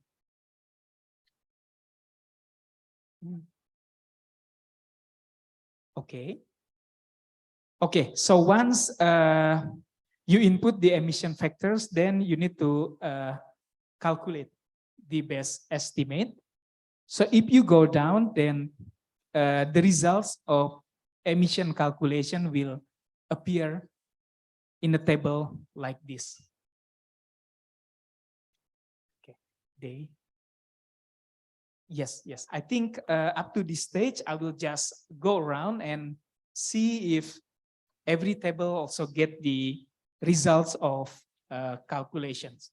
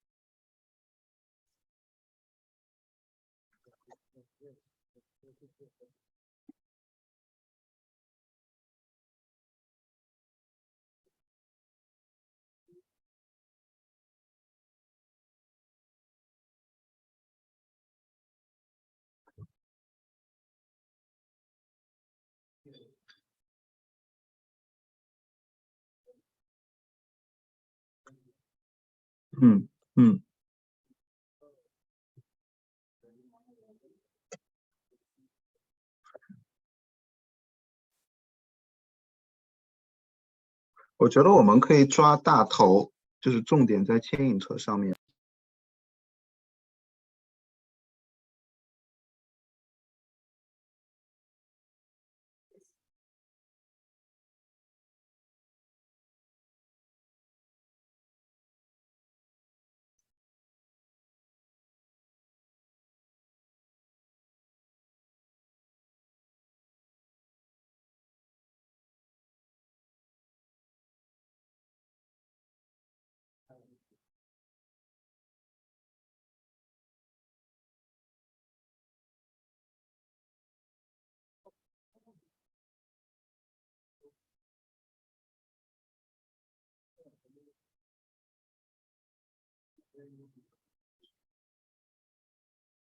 For those of you having problem not getting the results on the calculation on estimations, you can change the dot into comma. Yeah. Or the other way around. If you're using the dot, then change that dot into comma. But if your software is using the comma, please change the comma into dot. In the emission factor.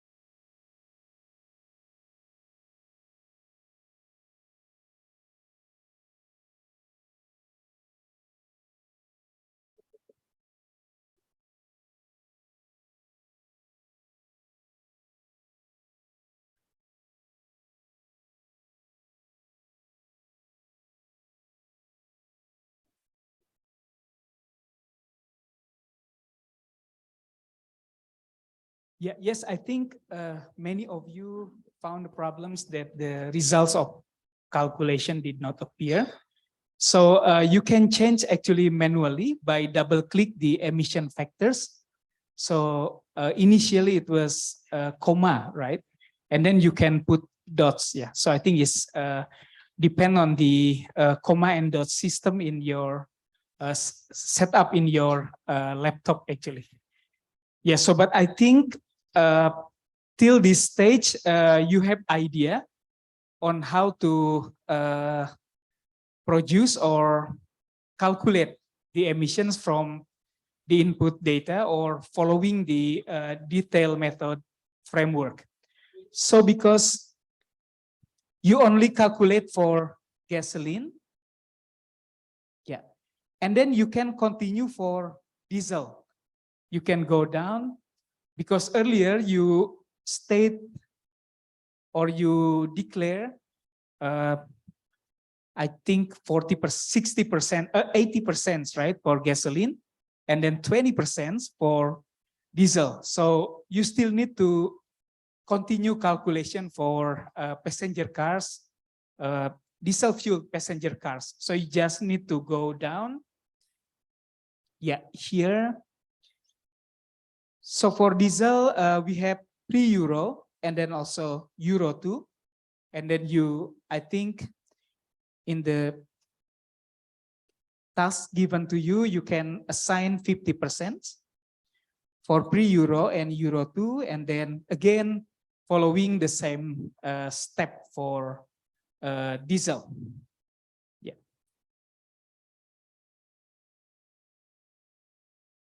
Yeah, and then you can have also the results of calculations of the emissions. And somehow, because in the experiments, we also request you to input the data for bus, truck, and then motorcycle. You can also continue to input the data. So because if you have bus, truck, and motorcycle, then you can produce the graph.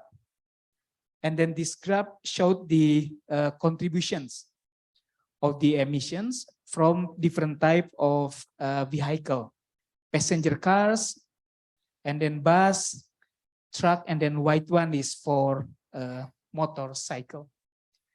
So just to make sure that you also download this file. So I think the name of the file is practical. So then we give the example and also the informations for your city. So you need to include for passenger car, bus, truck, and then motorcycle. So the task is to calculate the total emissions of all fleets in the city for inventory base year of 2020 for CO and PM 2.5. If you want to add another parameters, also possible.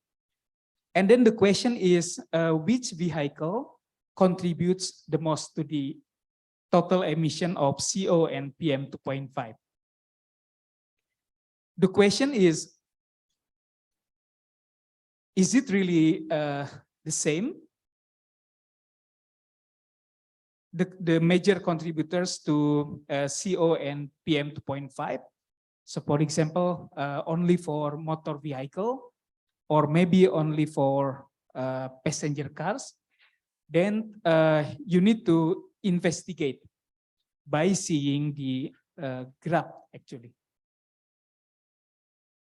Okay, I think I will put this on the screen.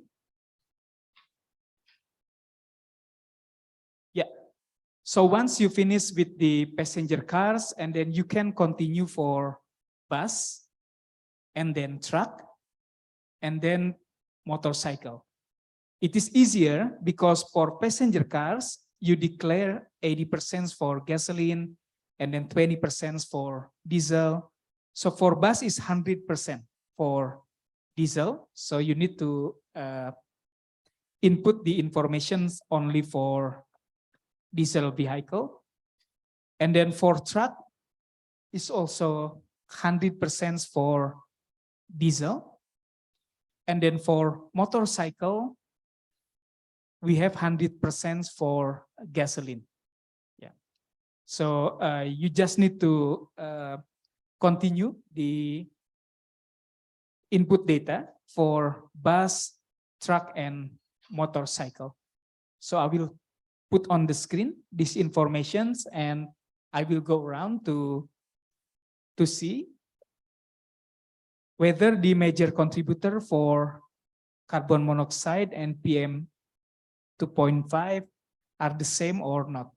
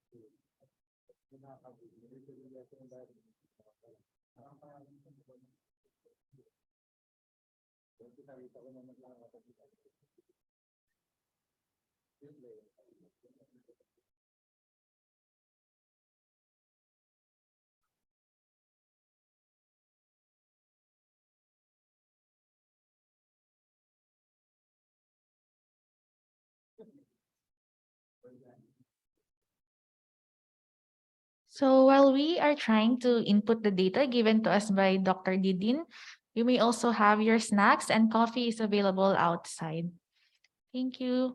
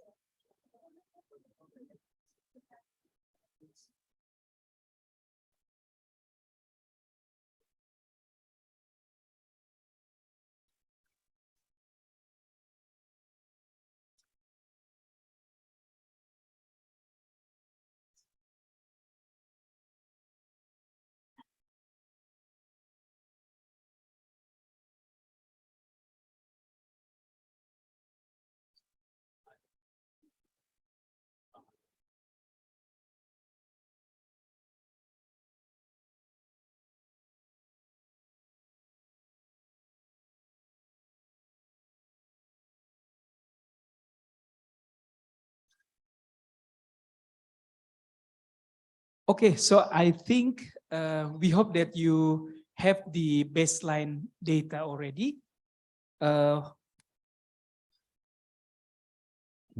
the CTX and then for baseline of 2020. And then now you can also continue for the emission reduction scenarios. For example, the first one is what will happen if the public transport is promoted and then the VKT of passenger cars and motorcycle are reduced by 20%. So you can reduce the VKT data or the average VKT per vehicle to be reduced by 20%. And then you can run again and then see how much is the emission reductions due to this reduction in VKT for passenger cars and motorcycles. So you can just save as again. For example, it becomes the scenario 1, right? Scenario 1, and then you can change the average VKT for passenger cars, and then VKT for motorcycle to be lower, right, by 20%. And then the second scenario, what will happen if all trucks and buses are required to comply with the Euro 6 standards? So I think for truck and buses, yeah, in the baseline, they have pre-Euro 20%, and then Euro 2, 40%, Euro 4, 40%. So you can eliminate all and then change to Euro 6. You can put 100% Euro 6, right? And then also for truck, here we have pre-Euro 50%, and then Euro 2, 50%. You can eliminate this one and then convert it to Euro 6, 100%. So this can be done also, and then you can also run again the calculations of emissions. And then the third scenario, we can also work with, for example, for passenger cars, for all pre-Euro and Euro 1, for passenger cars are reduced down by 100% and then converted to Euro 4. So it depends on the regulation, right, in each country. For example, in Indonesia, they will move to Euro 4 by this year. But in Thailand or Singapore, maybe we'll move forward to Euro 5 or Euro 6. Yeah. So you can work out again with the models to estimate the emission by converting the pre-Euro and then Euro 1 for passenger cars to be Euro 4, right? So here we can see that previously pre-Euro 60% and then Euro 2 40%. So you can untick this one and then you tick the Euro 4 and it becomes 100%. So by then you can see the changes in emissions, and then you can see the result for emission reduction by introducing these three scenarios. So, but of course, when you go back to your institutions, then you may think maybe more relevant or workable scenarios that can be applied or can be calculated using these tools. Yeah.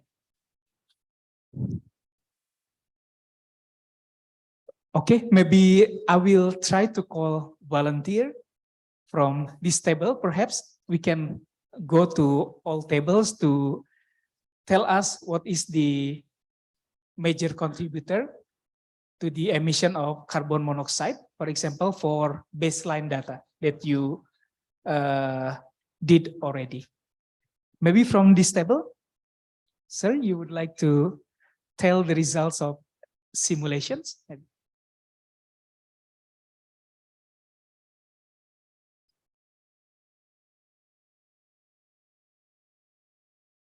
So, good afternoon. I'm Engineer Alan Vincent Piadaling from DPS Manila. So for this activity, the major contributor of CO will be the motorcycles, followed by the truck, then followed by the bus, and lastly the passenger car.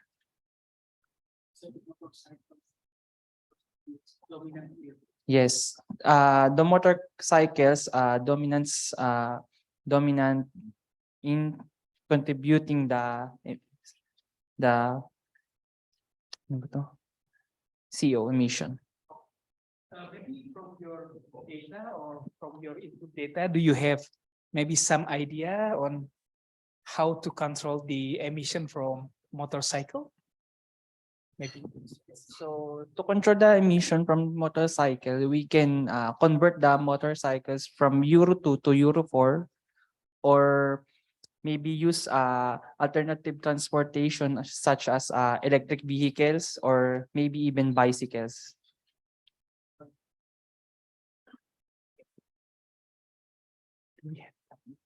Okay, I think we move to the next table from our colleagues from Myanmar.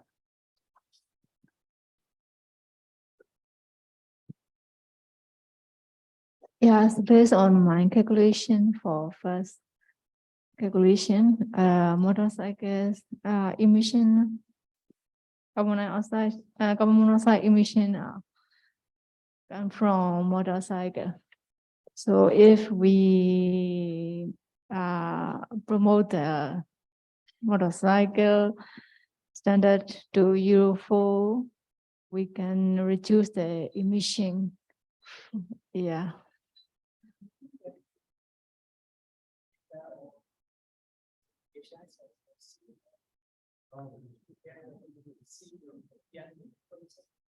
But actually in Yangon, we have motorcycle are not allowed to in Yangon. So I think the passenger cars, maybe passenger cars, yeah, is more, yeah.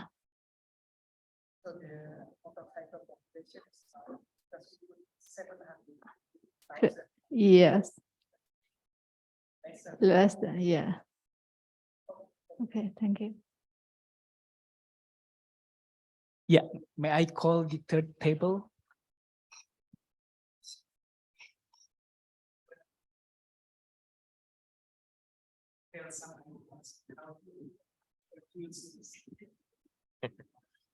So yeah, as other table, because I think we show the same figure because we use the same figure for doing exercise.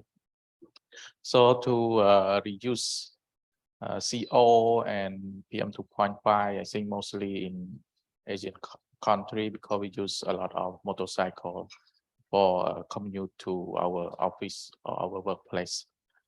I think yes, we should promote pure quality. So now most country maybe they use pre-Euro standard or Euro 2 or 3 standard. For in case of Cambodia, we plan to move to up to Euro 5 or 6. Yes, but not soon, maybe 4 or 5 years.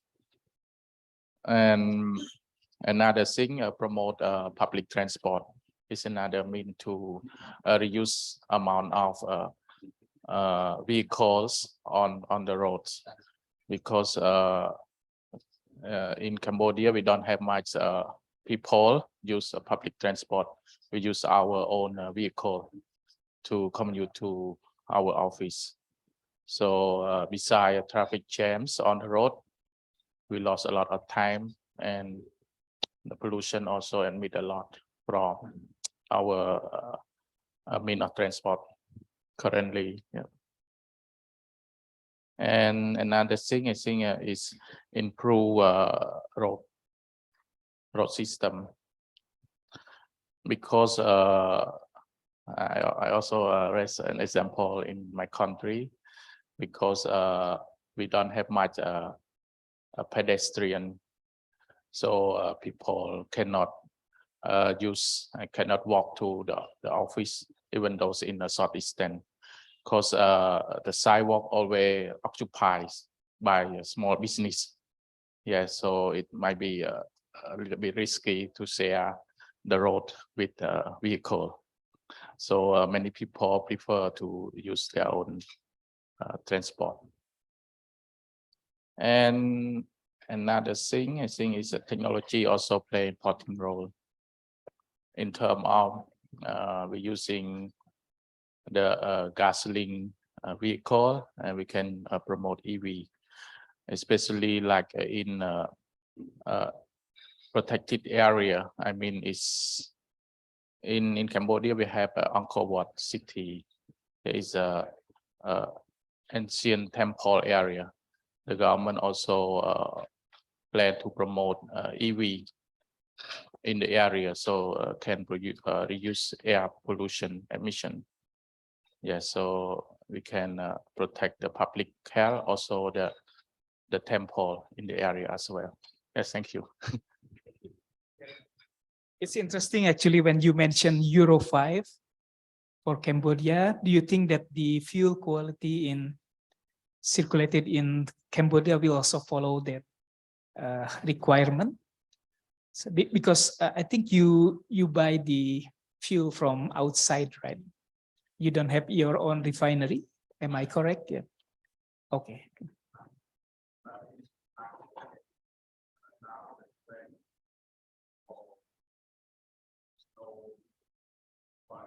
Yeah, yeah. Okay. So we have a meeting with oil import company, also we call import association. And through the meeting for vehicle import association, they want the oil quality compass. Yes. Because some company got complaint because when they introduce the high standard EU vehicle, but the fuel quality still low, Yeah. it will damage their vehicle. So it will affect their image of their brand. Okay. So they want the fuel quality come first. So we set the fuel quality come first in the first year, and then the vehicle standard come next year. Yeah. Thank you. Thank you so much.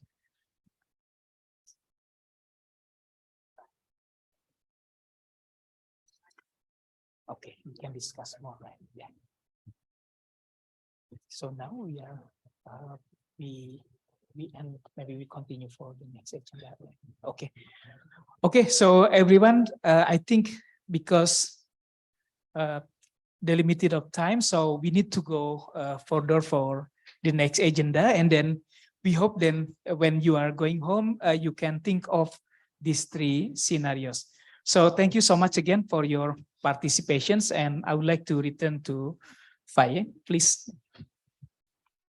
So thank you again, Dr. Didin, for the exercise. Rest assured, everyone, if you have questions, we will continue to respond to them later. Also in the panel discussion, we can discuss some more. So giving the floor back to Faye. Thank you. Yes. Thank you, Dr. Didin, and I hope you were able to realize how EI data can be used.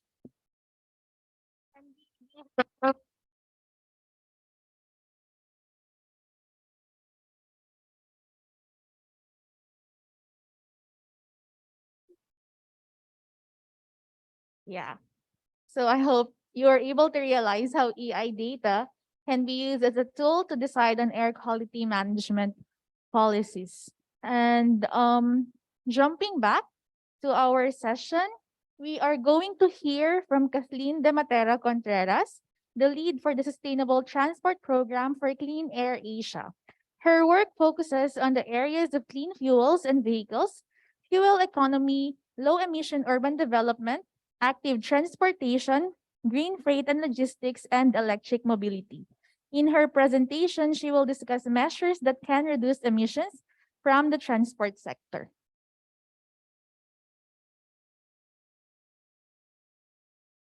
Let's all watch this video because Kat is now joining from Nepal.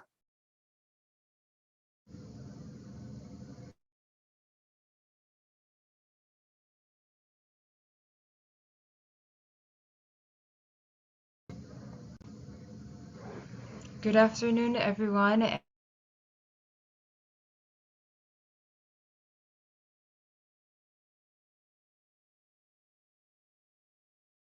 And congratulations to the organizers and partners for setting up this relevant workshop on EI. My name is Kathleen and I'm with Clean Air Asia. And my role today is to give you an overview for the next 20 minutes on various measures to reduce emissions from the transport sector. By now, you have already gone through several modules, and this is where we are at already. Hopefully, after this brief presentation, you are able to at least be introduced to the range of solutions to reduce emissions from the transport sector and be knowledgeable on suitable measures that could be developed and or implemented in your respective jurisdictions or by your institutions. Here we will use the Avoid, Shift, Improve framework so that we can structure and organize a bit better the basket of solutions. But first, to start things off, I want you to think about these questions on the screen. How do you define a livable city or town, and what are its characteristics? When you imagine and visualize it, what do you see? How can we contribute to a more sustainable, equitable, and healthier region through the transport sector? So when we talk about road transport, we often think about it as just traffic jam or the movement of vehicles. But road transport, in addition, actually comprises the movement of persons and goods or access to goods, services, and activities. Why we need to talk about air pollution and emissions may have already been discussed in earlier modules, but one thing I want to share to help contextualize this a bit better is that oftentimes we don't worry about emissions when we don't see a black smoke. But imagine how fine the particles are. And let's take a look at a PM or 2.5 or particulate matter 2.5 as an example here. This is a human hair measuring 50 to 70 microns in diameter, and PM 2.5 is 2.5 microns in diameter. And ultrafine particulate matter accumulates in the body. The problem is that it's not just the traffic enforcers who are affected by air pollution from the sector. All of us have mobility needs, and you see here the young children, pregnant women, unborn babies, elderly, the vulnerable groups.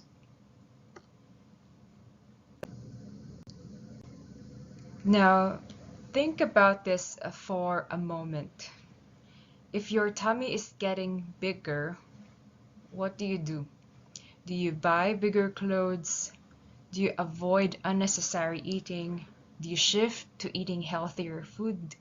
Do you improve lifestyle? So ideally, we pursue a combination of choices, right? In the same manner, we'll touch on Avoid, Shift, Improve for transport sector today. Let's look at sustainable. What is sustainability? A sustainable development is the development that meets the needs of the present without compromising the ability of future generations to meet their own needs. So we're looking at the three pillars here. Sustainable development is a development that ensures environmental sustainability, or a development that fulfills our most basic requirements of unpolluted air, clean water, fresh food. But sustainable development also ensures social sustainability, which is the dimension on social inclusion. Economic sustainability, on the other hand, it's the dimension that looks at economic and social returns. So economic sustainability takes into account the social and ecological consequences of economic activity.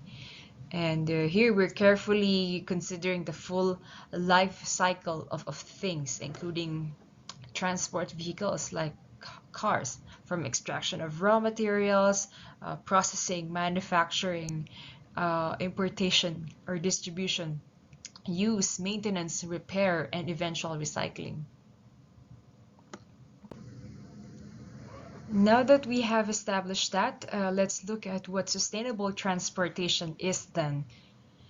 This slide presents a traditional versus sustainable planning, where you see sustainable planning as having a long-term orientation and as being interdisciplinary. So if you recall that growing belly question, when you look at sustainable transport solutions, it's similar. We have avoid, which refer to strategies to avoid or reduce travel, trips, or need for motorized transportation.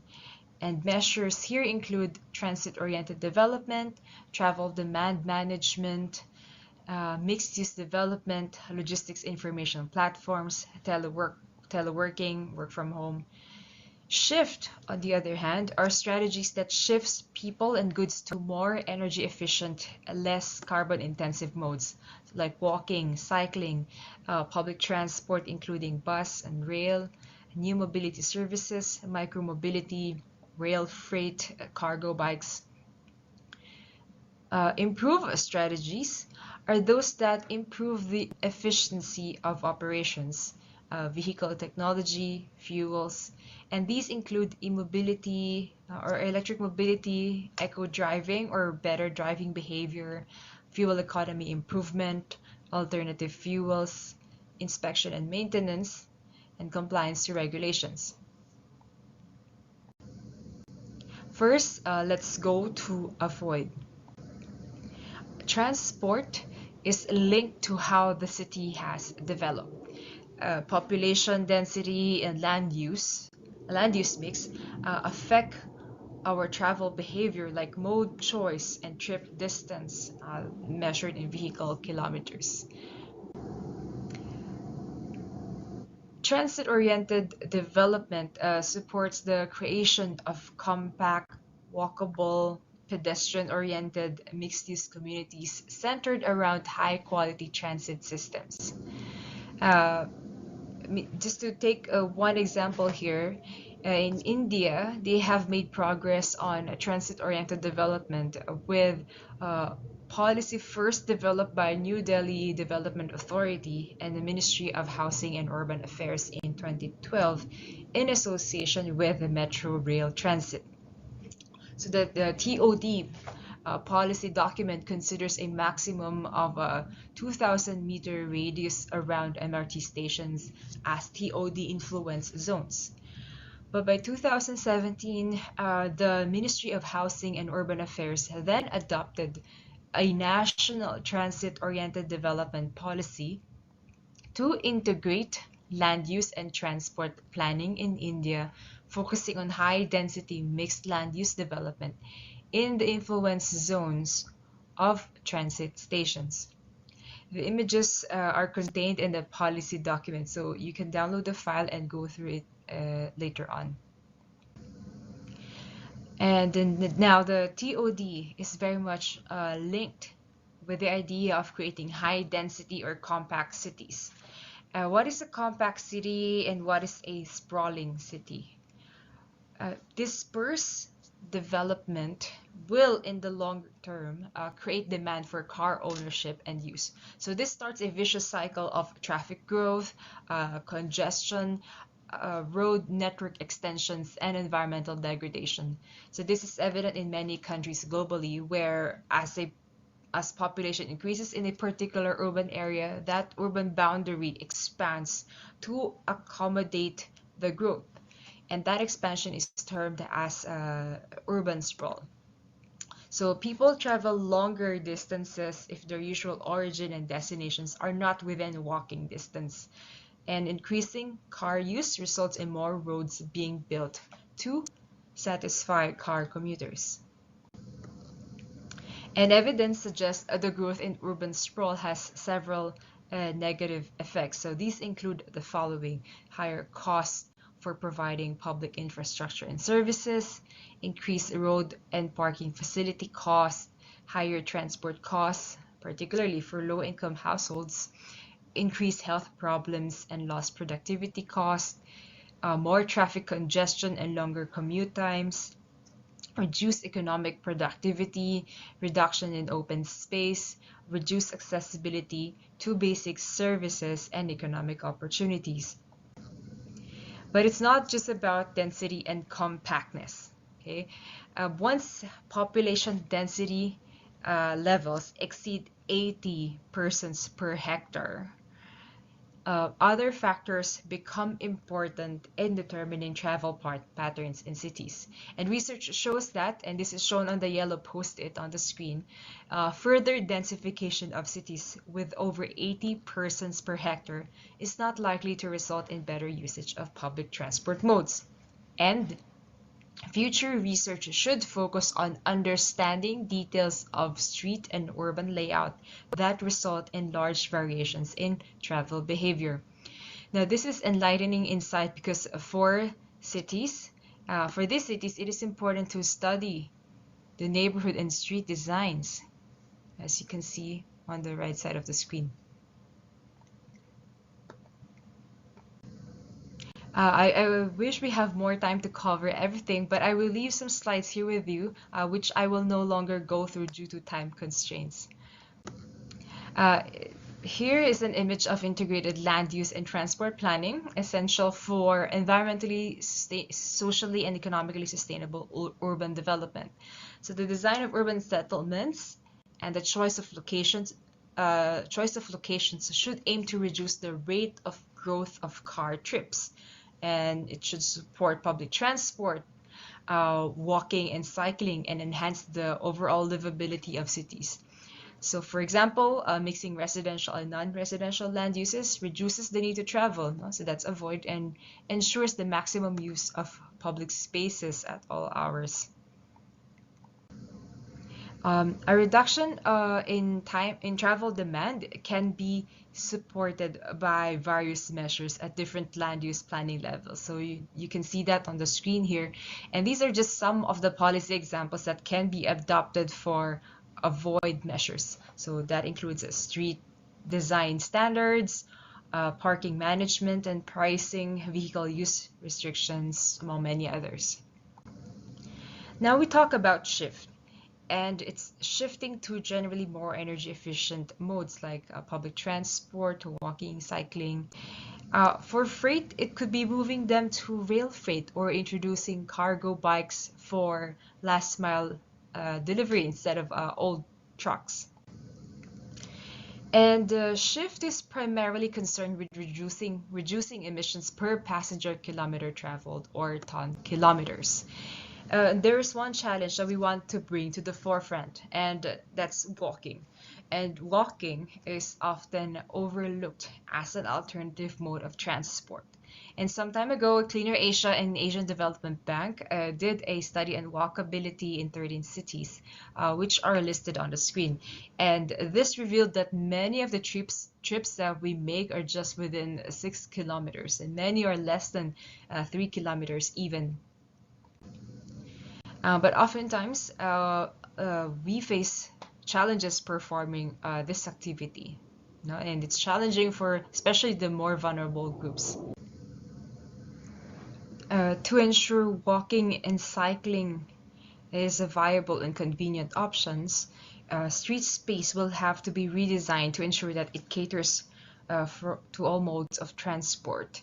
And here, minor streets can function as a shared space when pedestrians walk together slow-moving vehicles. So that is when it's really important to put traffic calming measures. For major streets where there are heavier vehicles and fast-moving traffic, a separated space for walkers and cyclists are needed with traffic calming measures to ensure safe crossings. So what could complement the physical infrastructure changes? Here, travel demand management, or TDM, include strategies that aim to influence people's behavior to use the existing infrastructure in more efficient ways. So this is in contrast to hard measures, yeah? And TDM comprises of strategies to reduce demand for travel, so especially single occupancy vehicles. An example of TDM initiatives are teleworking, transit improvements, transit incentives, carpooling or ride sharing, parking management, and parking pricing. And the soft measures do not actually require large financial investments and may have a high benefit cost ratio. Another is the two to three wheeler population on the road. And many people often think about them as contributing to congestion and pollution. But just think about the situation if all of them move back to move to private cars, no? There are emission reduction measures we often discuss for this vehicle segment, such as transitioning them to electric two and three wheelers, or using them to kickstart this process of moving towards vehicle electrification and strengthening the local industry. And more opportunities actually abound for smaller modes of transport and public transport. And this can be summarized into 4 E's: engineering, encouragement, enforcement, and education. And these are some of the policy examples that can be adopted for the shift measures: walking and cycling regulations, infrastructure, design standards for intermodal integration, bus management reform, bus route optimization, integrated ticketing for seamless transfers, high occupancy vehicle lanes or bus lanes, rail infrastructure, etc. Lastly, we go to improve. For the improve strategy, if you remember, here we aim to improve the technology, the vehicle fleet, the operation. So road transport vehicles consume energy, and fuel economy measures energy per unit of vehicle travel. So this is just an overview, and fuel economy improvement can be achieved through these various measures. And there are also policies here that influence manufacturers, and there are policies that influence the consumer decision making. And so whether you are also a vehicle manufacturing country or a vehicle importing country, there are also measures that are suitable. It's also important to note here that you also need a combination. Like, how is a vehicle label going to impact me as a consumer? So there has to be some sort of a program or incentive for pursuing these holistically, to optimize the benefits. You will see here in this image some of the countries that have pursued already vehicle labeling, like South Korea, Japan. Malaysia also recently issued the energy efficient vehicle labels, or EEV labels. And labeling is also an enabler for other measures and for related programs, like what you see here on the screen.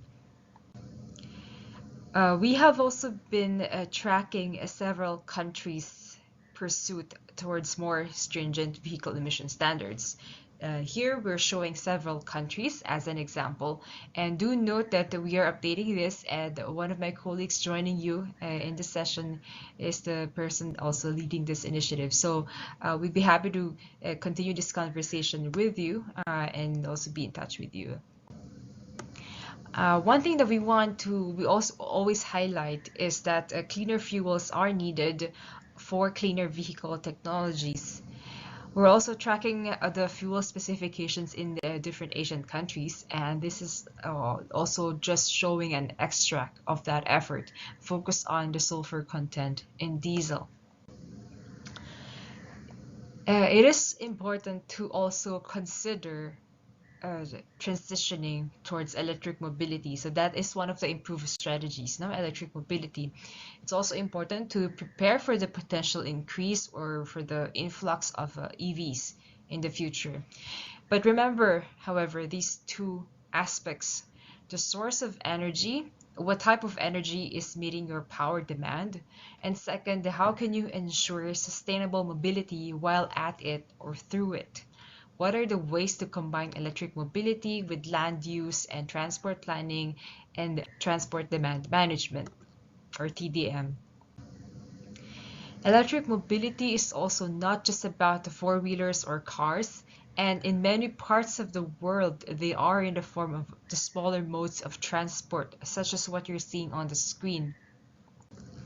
Yeah, here are some examples of policy instruments to support improved strategies: import restrictions, low emission zones, fuel economy labeling, vehicle scrapping, EV support, CO2-based vehicle taxation, etc.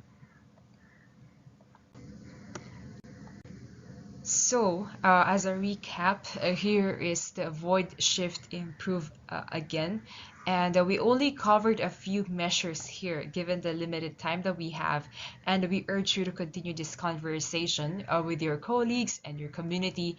And there are so many more here that can still be explored. In taking actions, I leave you with 4 reminders. First, remember to build a solid foundation from which you can base your decision making on. And data is powerful, and we should use it to go to the right direction.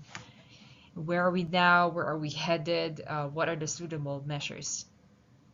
Second, build capacity and facilitate skill development and peer-to-peer learning. Third, strengthen or formalize the stakeholder engagement process. And fourth, have proactive dissemination and outreach to raise public awareness and engage. And with that, I conclude this module, and I hope you are visualizing already the opportunities in your respective cities or countries. Thank you very much for your attention.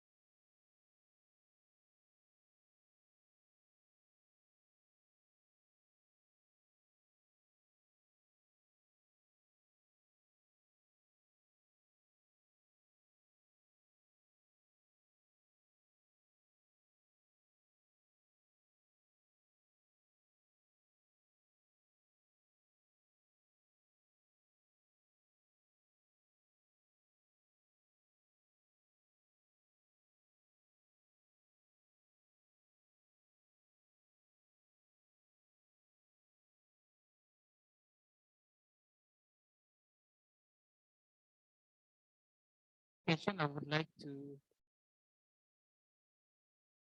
just share with all of you the emission inventory initiatives that we conducted in Bandung City, the capital city of West Java, and then also in one smaller city that we do not have so many activity data. So I think I will. Yeah.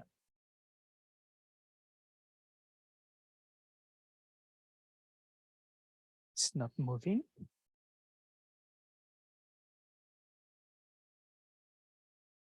Okay. So we have 2 case studies. I just would like to move faster. The first one is using the intensive activity data through surveys, and then we use the highest tier of emission calculation using international vehicle emission models actually to estimate the emission from road transport in Bandung. And then in the second city, we just would like to show that instead of lack of activity data, then we try to be connected with the institution who compiled the greenhouse gas emission inventory data to somehow use the collected data for emission inventory of air pollutants.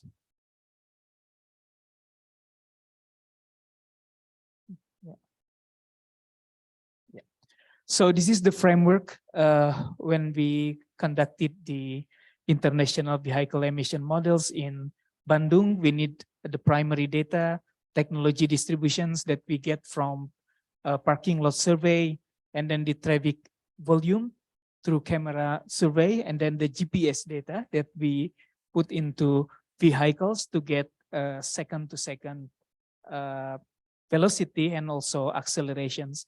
And then some secondary data of meteorological data, registered number of vehicle, the fuel characteristics also we collected during the survey. And then we process the data to input to the IVE model. And after that, we use the baseline data for developing the emission reduction scenario to eco-driving, for example, also the car-free day, car-free nights, and also the paratransit revitalization program. We also did in using this IVE model. So this is the introduction of IVE. I think I've just skipped it because I touched this one earlier. So we conducted these surveys on the parking lot survey, and then the GPS survey, traffic counting, and then we process all of the data to be input into the models. So we have around 6 parts of the cities. So here we conducted the parking lot surveys. So we somehow ask the drivers and then collect the odometer reading of each vehicles. So we would like to know actually later on the status on technology distributions and also the fuel type, as well as the vehicle kilometer traveled per type of vehicle. So the total delivered surveys around 1,350, and we received back only 1,315. So, but somehow it is very resourceful actually to conduct this particular survey. And then we identify the fleet technology index, as maybe you can see from the exercise earlier, but somehow this was taken from the local activity data from the survey. So we identify the engine standard and then the fuel use of bus, motorcycle, paratransit, passenger cars, and also for taxi. And then from odometer reading, we estimate or we construct this chart to know the VKT of each type of vehicle per kilometer per day. So you see that in the experiments you did earlier, you input this particular data to the models. And then we also try to identify the average age of the vehicle. So this is the GPS routes tracking for bus, paratransit, passenger cars, motorcycles, and also taxi. We try to allow the vehicles to run through all the road sections inside the city, but of course, without any interventions. It depends on the driver to go around the cities, and then we put the GPS in each type of vehicle. So then we run the IVE to produce the composite emission factors for many species here, including the greenhouse gases, air pollutants, and also the toxic air pollutants here for all type of vehicle. And after that, from the data of registered number of vehicle, we also construct the emission share for the base case, for bus, motorcycle, paratransit, passenger cars, and also taxi. So one of the important messages vary by type of pollutants. Normally, the major contributors are different. Some may be similar, but I think for example, here for CO is also consistent with your experiments earlier that motorcycles contribute dominantly to the total share of emissions. So we also simulate the emission reduction scenarios and then try to construct these 3 scenarios. The first one is all current fleets comply with the Euro 3 standards. And then the second scenario, force all of the existing fleets to comply with the Euro 4 standards. And then the last scenario, analyze the potential emission reductions if the lead deactivated catalyst in existing gasoline vehicles were repumped or replaces with the new one. Because we have problem before 2006, we still use the leaded gasoline. So we estimate the emission reductions for all three scenarios here, and we found out that all three scenarios yielded the reduction in air pollutants as well as the greenhouse gases. So it seems that we bring in or we introduce the co-benefits on air pollutants and on air quality and also climate change through the reduction of greenhouse gases that we calculate for the three scenarios. So after the work, then we disseminate the results to the government. So I think the contribution to the local government currently, it is being considered in the development of cities GSG's inventory compilations. And then also the cities normally they introduce the climate change action plan for the city level. So the strategies and then the scenarios also have been uptaken. And then also the result also included in the state of environment of Bandung City. So using the PSIR framework. So after we did the research and then we disseminate the research to the policymakers as well. But that is the example of comprehensive activity data collections. But in the second example, we would like to help the government of Bogor to compile the emission inventory to support the development of clean air action plan for the city of Bogor. So it is under the EBAC program initiated by Clean Air Asia, which aims to build the AQM capacity in Asian cities. So Bogor was selected actually as a pilot city because of the experience, administration's potential impact of receiving the air pollutants from the capital city of Jakarta, and then also through the networking or involvement in the Clean Air Asia networks. So they have also the modality for existing AQM capacity and achievement. So they need the Clean Air Action Plan because they would like to comply with the standards, especially environmental standards, and then for the continuous improvement after the compliance, and also the reduction at source is important because the mayor of the city would like to get the baseline data on the status of air pollution and also air pollutants. So to know the potential source of air pollution in the city, we found that no previous data on the air pollutants inventory and activity data were not collected regularly by the government. And the city planning agency compiled their first GHG's inventory for base year of 2016. So we utilize, because it seems that the government, they put more emphasis on the greenhouse gases. So we take benefits to get activity data from this GHG's inventory to be used for air pollutants emission inventory study for the city. So here is the coverage of emission source and also type of activity data. And normally all of these activity data were taken from the compiled GHG inventory report. And then we use ABC EIM provided in Excel form to estimate the emission or to calculate the total emissions. So we found out that the SO2 is mainly contributed by transport sector, and then as well as for VOC, but for PM 2.5, there are also some other existing sources that contributes to the total emissions.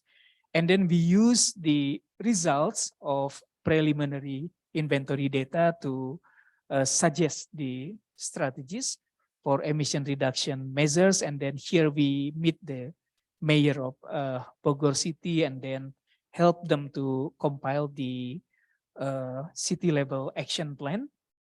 and it is being incorporated also in the midterm development plan, yeah, for the city.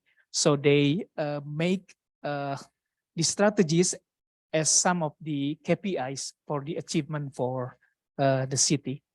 So I think that's all for my presentations. Thank you very much for your attention.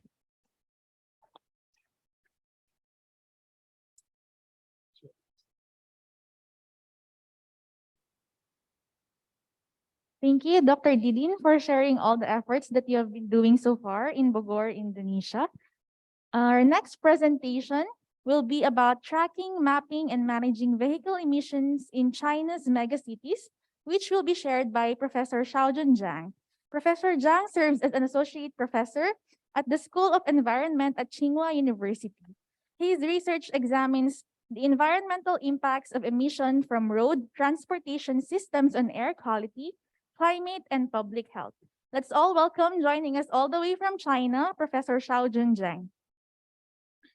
So good afternoon. So can you see my screen? We're trying to fix it right now, Professor. Yes. There is some malfunction for the Zoom.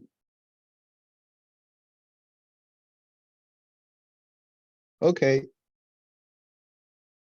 So I'm Xiaojun Zhang from Tsinghua University. So it's my pleasure to present the emission inventory can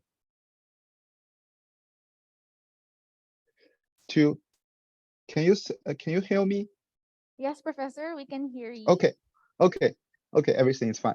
So today I will present the emission inventory development in China, and also to bring some practice in China's megacities.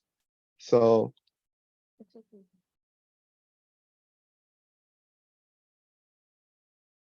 first, China has experienced a rapid modernization since 2000. As you can see from this figure, the total vehicle population in China has grown up from a small bubble to a comparable size to the US and the European Union.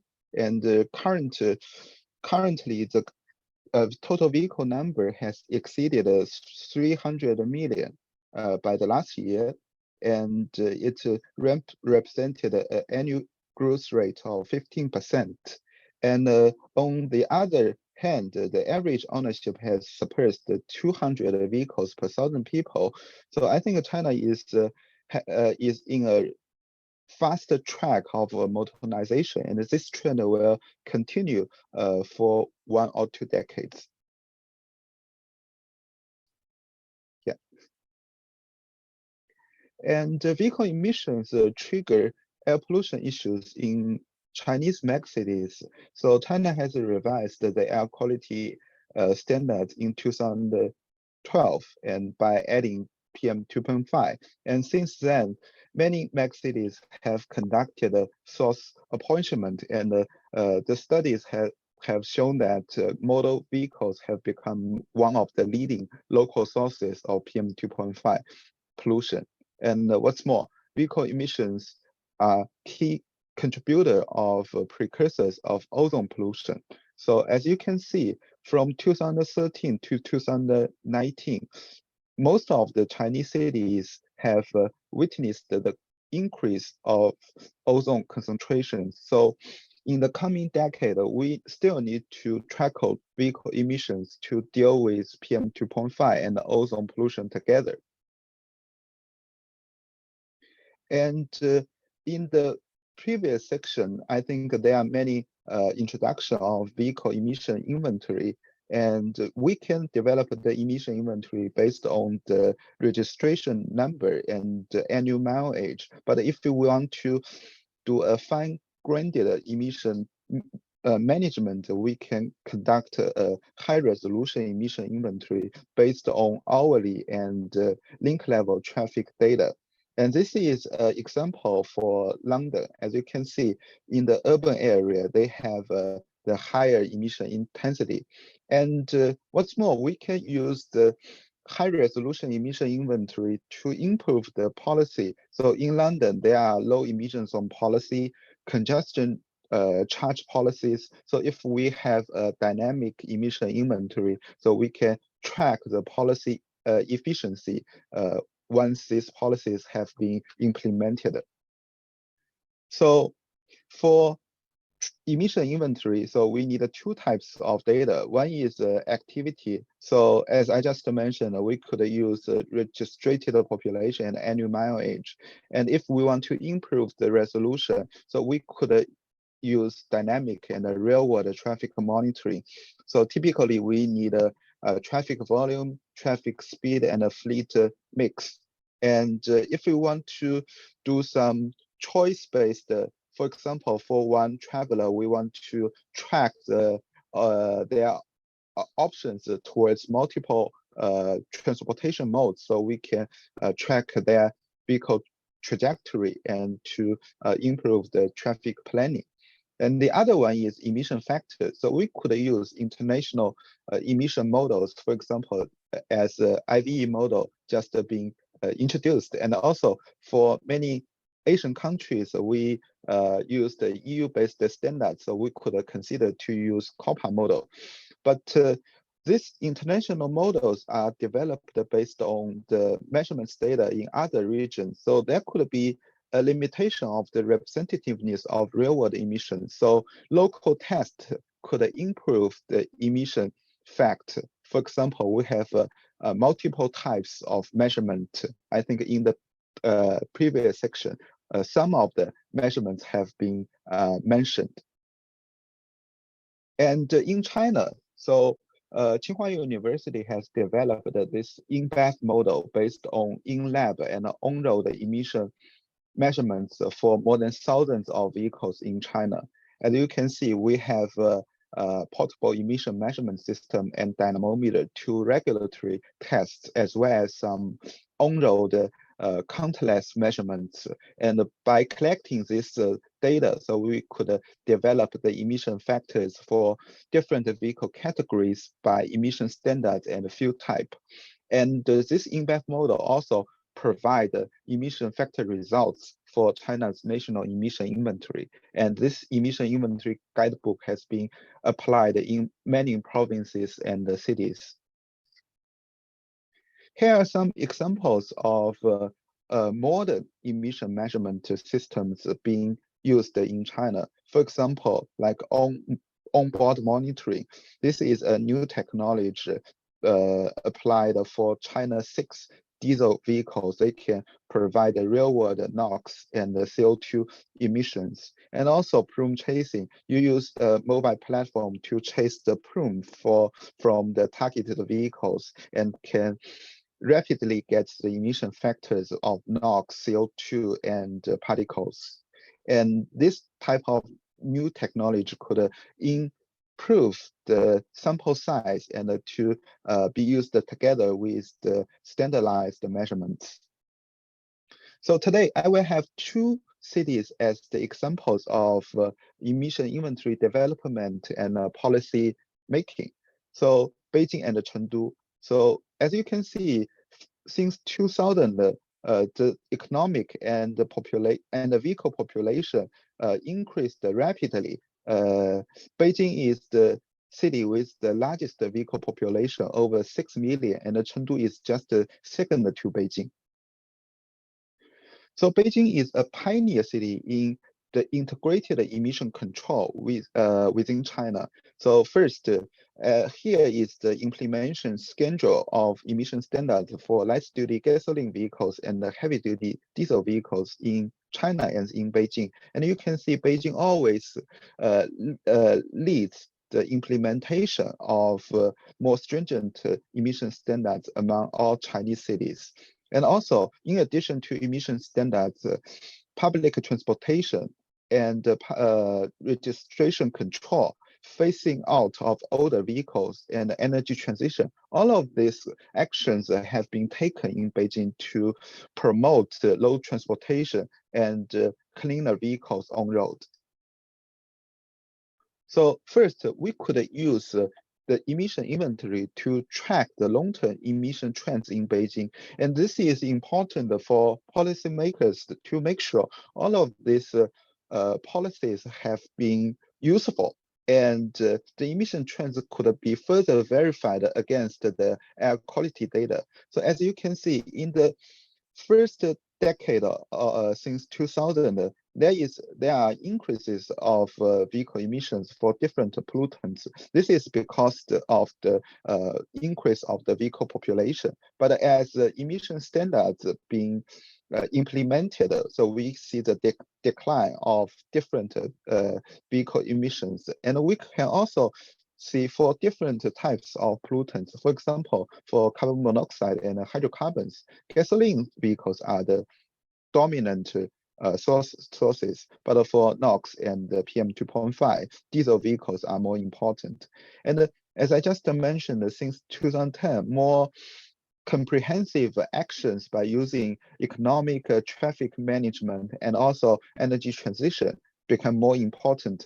So we can use the emission inventory to track the specific benefits from each actions as well.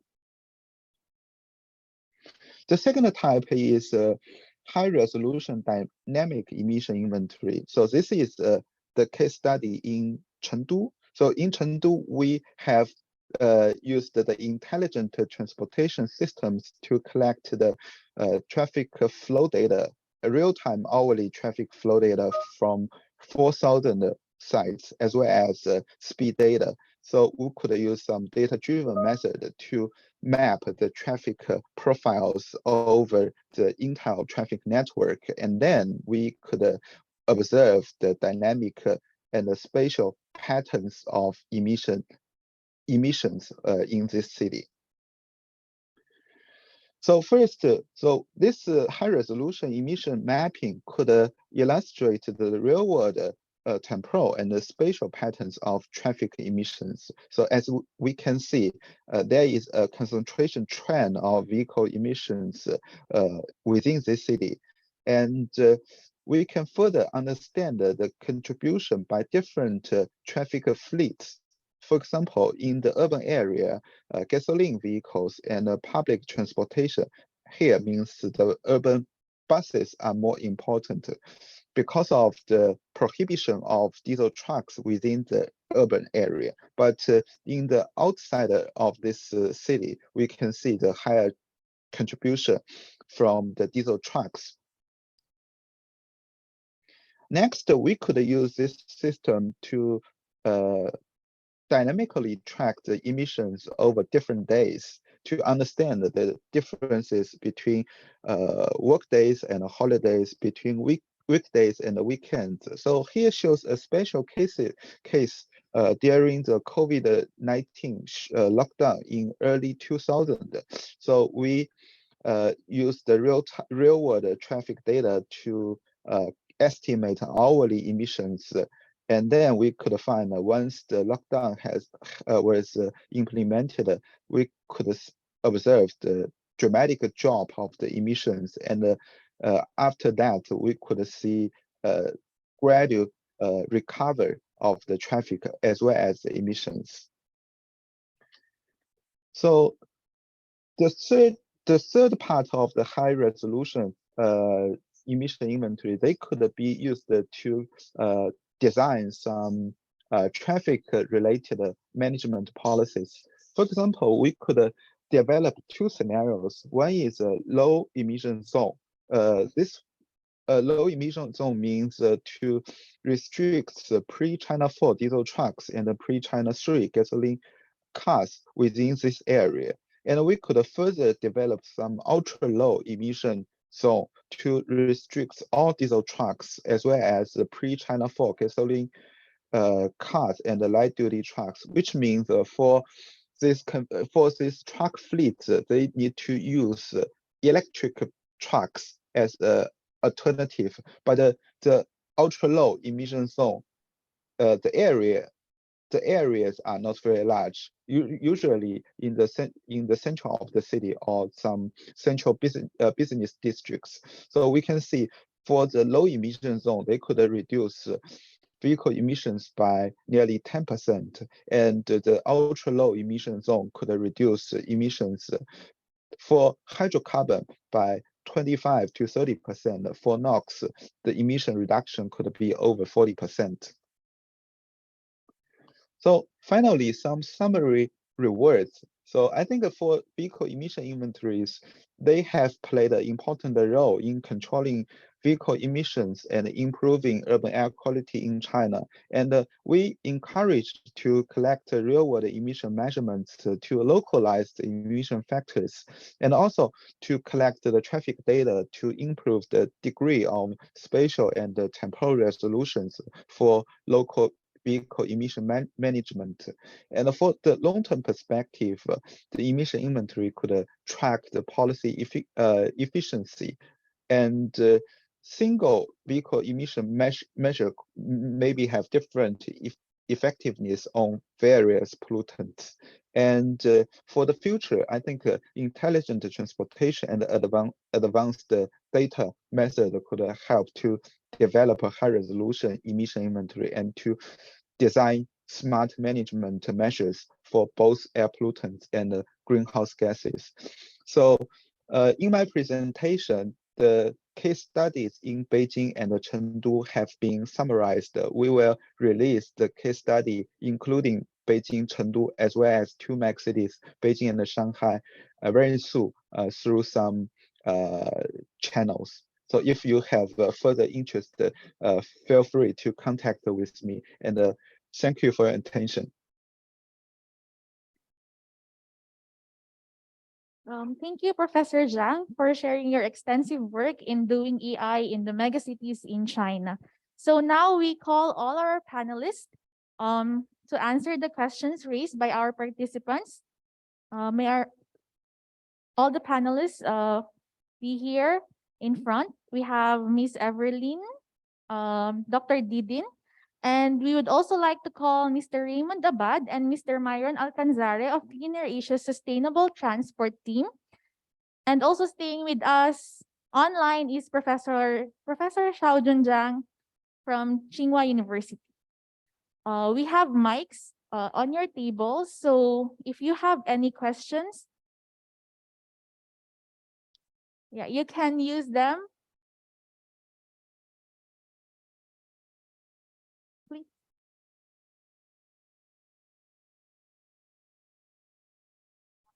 Okay, you can just press the microphone, press to talk. Yeah. So, any questions from our audience? From DENR, maybe? The big group over there. Do you have any questions for our panelists? I think we have some interesting questions here.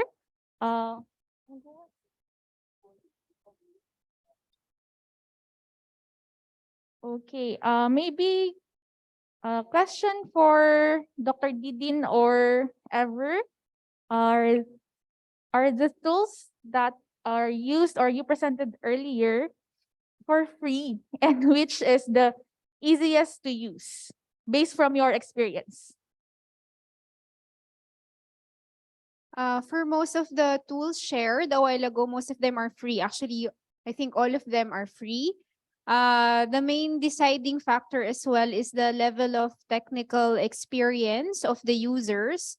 The ABC manual and spreadsheet is actually very direct to use. You just, similar to the application that you use today, you just change the input numbers and it will automatically change the outcomes. I think for the IASA and GAINS, I think especially it's also very much linked with modeling. It requires a little bit more of an experience. But for the most part, I think they're all free as long as there is considerable time from the personnel to practice using the tool. Most of them can be applicable in the local context as well. Perhaps Dr. Didin can share more. Yes, thank you. I think the most easiest one is if you develop by yourself. So because yeah, it's always taking time actually to understand and also to follow the logic and also the framework if you somehow adopt some available templates. For example, the ABCEIM also just provide temples and then compilation of emission factors that can ease your work to compile your own inventory. But somehow to go for more details with the modeling applications, we may need also to partner with other colleagues who have been working on the modeling for sometimes, right? So it can be easier for you to use it by your own. That's all. Thank you.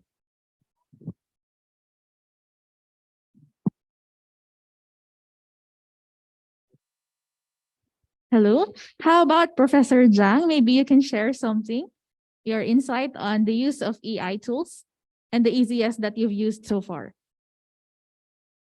So first, I think it depends on the purpose of the usage. So if you want to manage the air quality or identify the key fleets of to be controlled, so you can use the registration data and the mileage. I think previously you can collect the mileage in the park lot, so that's very convenient to have an overall picture. And but I want to say, if possible, we could collect some measurement data. That's very important because, for example, like IVE model or COPA model, the emission factors were collected in US or other countries. And for COPA model, the emission factors were measured in Europe. There are a lot of factors affecting emission factors, so that could be different. Even they are both the same standards in Europe and in China and in other Asian countries. We faced these challenges in China before by using international models. Thank you, Professor Zhang. So any questions? Yes, you may use the microphone on your table. Can you please say your name and with... Okay, so I'm Paul Vallar po from the DNR-EMB of the Philippines po. No? So we have talked about the emissions inventory tools, the sources of air pollution, but my question is more on the mobile sources. So we all know there's another type of mobile source, especially the aircraft emissions. So may I ask if there are any studies on management of aircraft emissions? So I think in the ABC emission inventory manual, there is emission factors for aircraft. So are there any studies regarding the management of emissions from aircraft? Thank you for that question. I think Dr. Didin is ready to answer. Yes, thank you.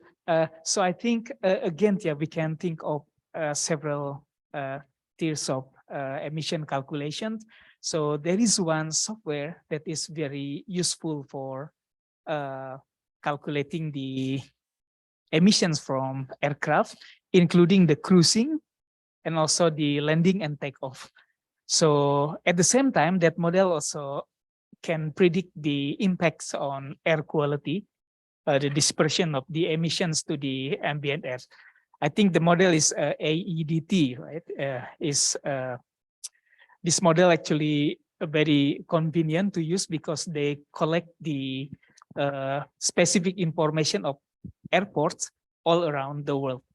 So the challenge is with the cruising emission actually, but for landing and takeoff, we can also follow the guidance from EMAP or from IPCC to be able to calculate easily using the Excel. Thank you. Yes, Professor Zhang, do you have anything to add?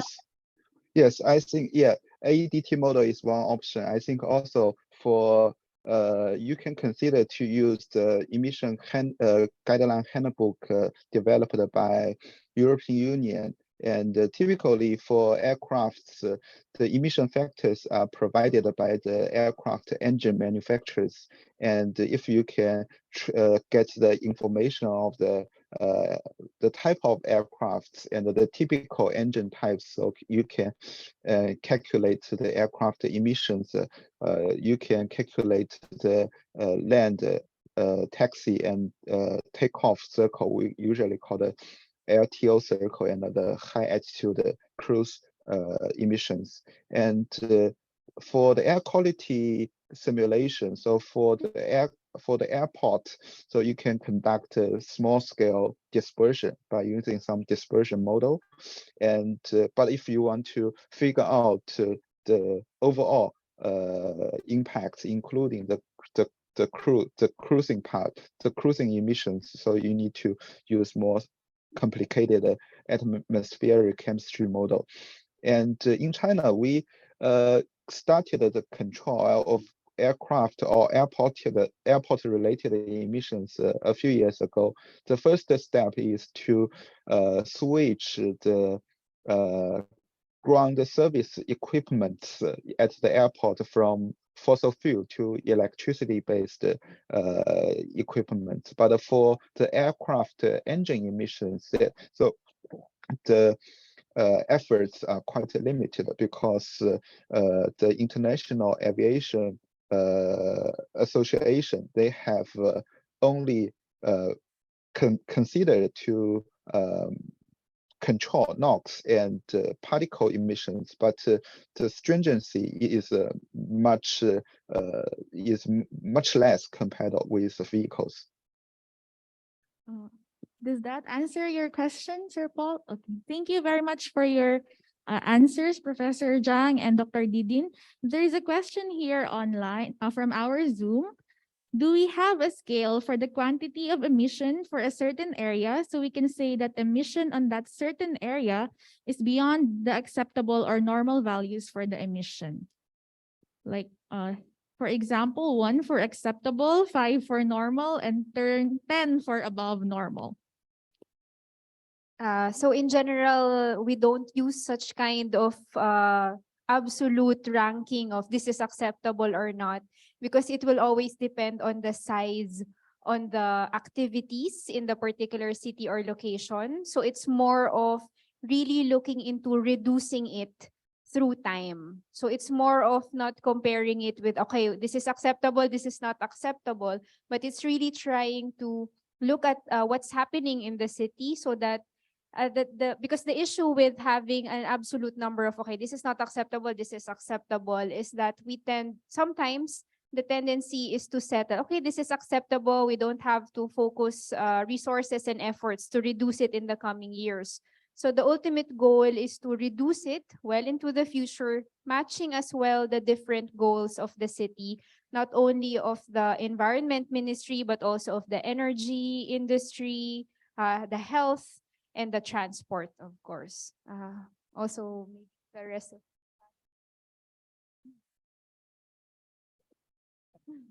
Just to add a simple explanation, because you can also continue with the air quality dispersion model.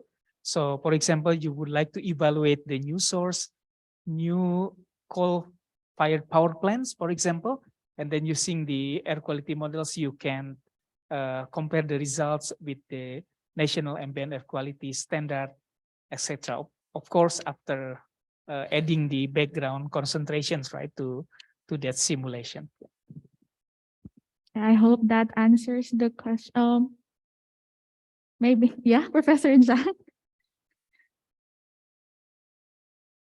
Yeah, I think my answer is similar. So there is no direct scale for emission evaluation or for the setting up some targets of emission control. You still need to consider the air quality status, but for air quality part, you might have some pollutants with more direct impacts from traffic. For example, like carbon monoxide, which may be more relevant to gasoline fuel consumption, like passenger cars, motorcycles. But for NO2, nitrogen dioxide, you can have close look on the relationship with diesel vehicles. Thank you for the answers to the question. Do we have any other question from our live audience? Okay, you can use the microphone that's on your table. Can you please state your name and which organization do you belong to? Thank you. My name is Thom Chandet. I'm from Ministry of Environment of Cambodia. I have a question. Yes, through the presentation and also we know research data is very important for policy design and development. Yet there are still lack of integration between policy maker and research data. So in this regards, how to promote integration between research data and policy development? Yes, thank you. Thank you for that question. I think the best to answer is Dr. Didin first. How do you promote the integration of research data and policy development? Yeah, as sometimes we found the big barriers, right, between researcher and the policymakers. But when we have a chance to meet them, and then we talk deeply, right, and sometimes we also see the needs assessment from the policymaker. So, for example, we oftenly did the tailor-made research to follow the demand from the policymakers. That is the mostly the traditional way that we always do. But again, yeah, to provide the science-based evidence to the policymakers, we need to assure the quality of the research itself. Yeah.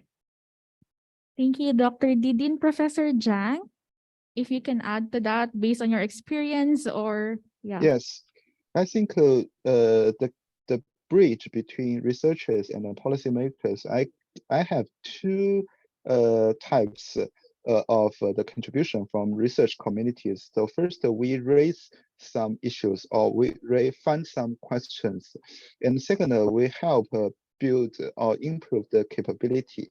So for example, in China, we measure the heavy-duty diesel vehicles by using on-road system, and we found much higher NOx emissions than the emission limits. So we raise this issue.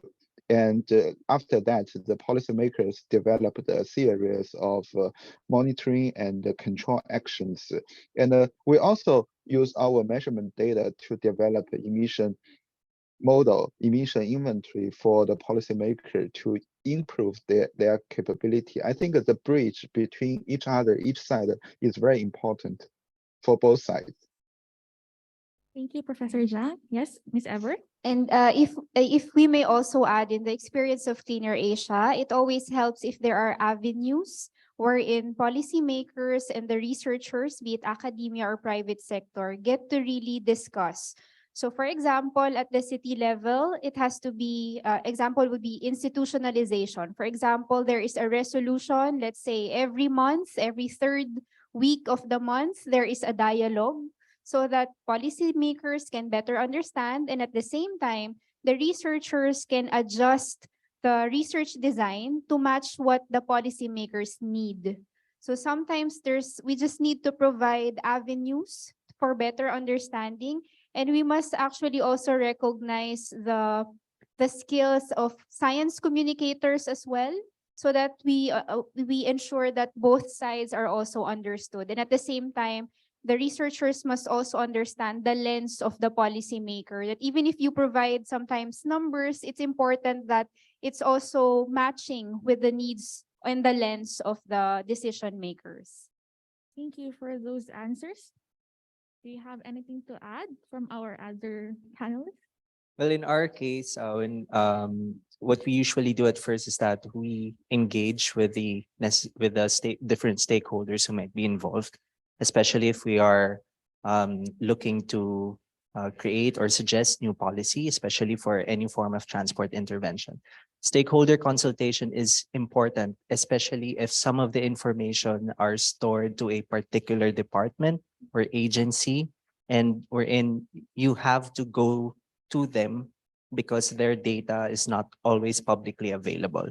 So if we do not get the right stakeholders involved at the beginning of the planning of your policy intervention, then you may find it difficult to gather the essential data that that you will need in the long run. So I think Myron could also add to that in his experience in EV planning here.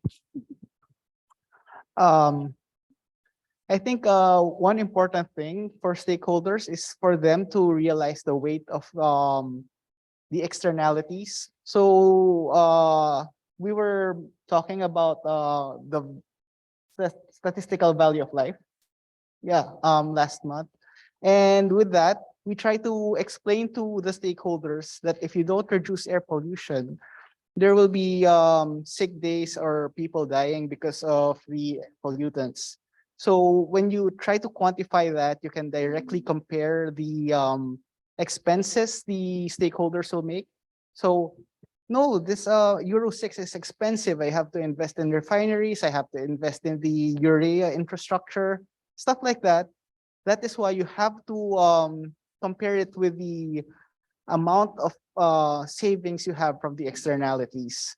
So that's one aspect that we try to include so that the policymakers will have better informed decisions. Anything to add? Thank you for those answers. I hope they answered your question, sir. Any other questions from our audience? Curiosities? Yes, sir. You may use the mic here on your press and then talk. Yeah. Okay. Good evening. I'm Mohan Kumar from Malaysia. So, just two questions. One is emission inventory necessary for air quality modeling? The reason I'm asking why is I've come across certain research whereby the application of emission inventory while doing the air quality modeling actually adds to the error in the dispersion. Okay, the second question would be the experience of Indonesia and Philippines with regard to getting the measurement infrastructure for the emission inventory in place. So it's not something easy. I'm very sure there were many issues. So if maybe you all can just mention some of the issues and how did you all overcome it? Thank you. Yes, thank you for that question. I think for the first question, Professor Zhang, is emission inventory equal to air quality modeling?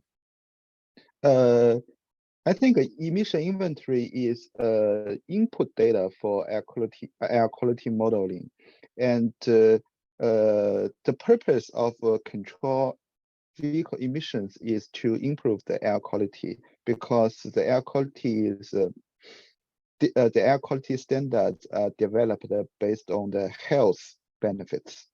So this means if we want to link our emission mitigation and the control targets, so the air quality modeling is a necessary bridge to manage the gap. And secondly, for traffic vehicle emissions, they emit a lot of we call the precursors, but these precursors will have complicated atmospheric reactions. So we need to use air quality modeling to understand the transport and chemistry reactions. For example, ozone is a challenge, is a pollutant challenge, but vehicle emissions, do not directly emit ozone. Ozone are formed after the precursors in the atmosphere. So I think I hope I can explain the necessity of air quality modeling. Yeah. Thank you for that answer, Professor Zhang. And for the second question, maybe Ever and Dr. Didin can also answer the challenges that you've faced so far in doing EIs in Indonesia. Yes, I think the source characterization measurement is very important, especially to produce the local specific emission factors. But I think we also need to understand that we don't need to always measure the emission factors for every sector again, actually. So for example, we can also, based on the technology-wise emission inventory. So I think, for example, for the power plants, right? The US EPA also has produced the emission factors. As long as we know that that emission factors is relevant to certain type of combustion technology, then we found out that combustion technology is also used in our country, so we can use that emission factors. So not always we need to measure the emission factors. That may be only applicable for local specific emission source that can be affected by the local conditions, perhaps. Ever, do you want to add to that for the case of the Philippines? So just to share, the national government actually performs an emissions inventory. So every 3 years, and then they publish the results. The results are in the website per region in the Philippines.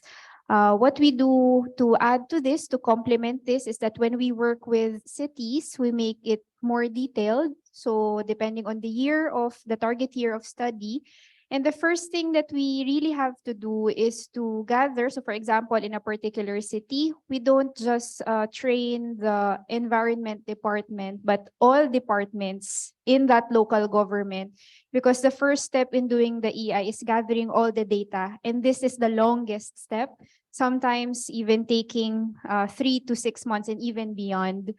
Aside from, so the first step is data mapping and then compiling the data. And this is already also a big task, because if there is no existing clear protocol how to compile, save, and back up the data, then it's a big challenge.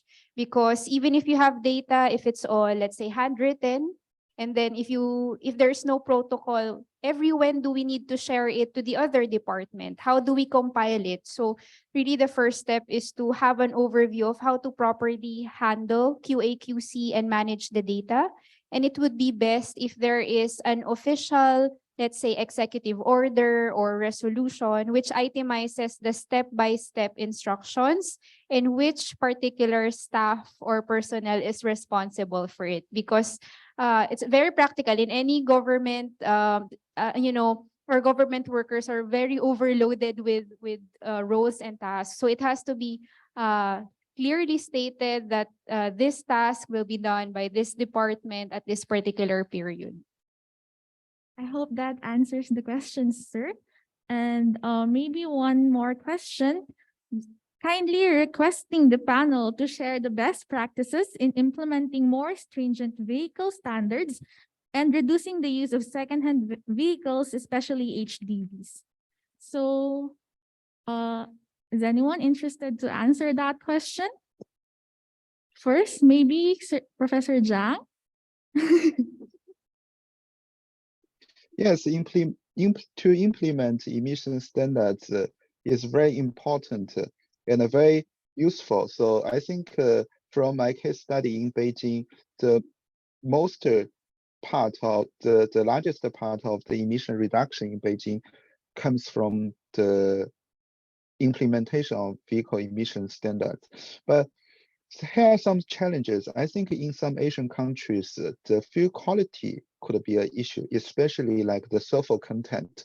So if the sulfur content is very high, so the after treatment could not be durable.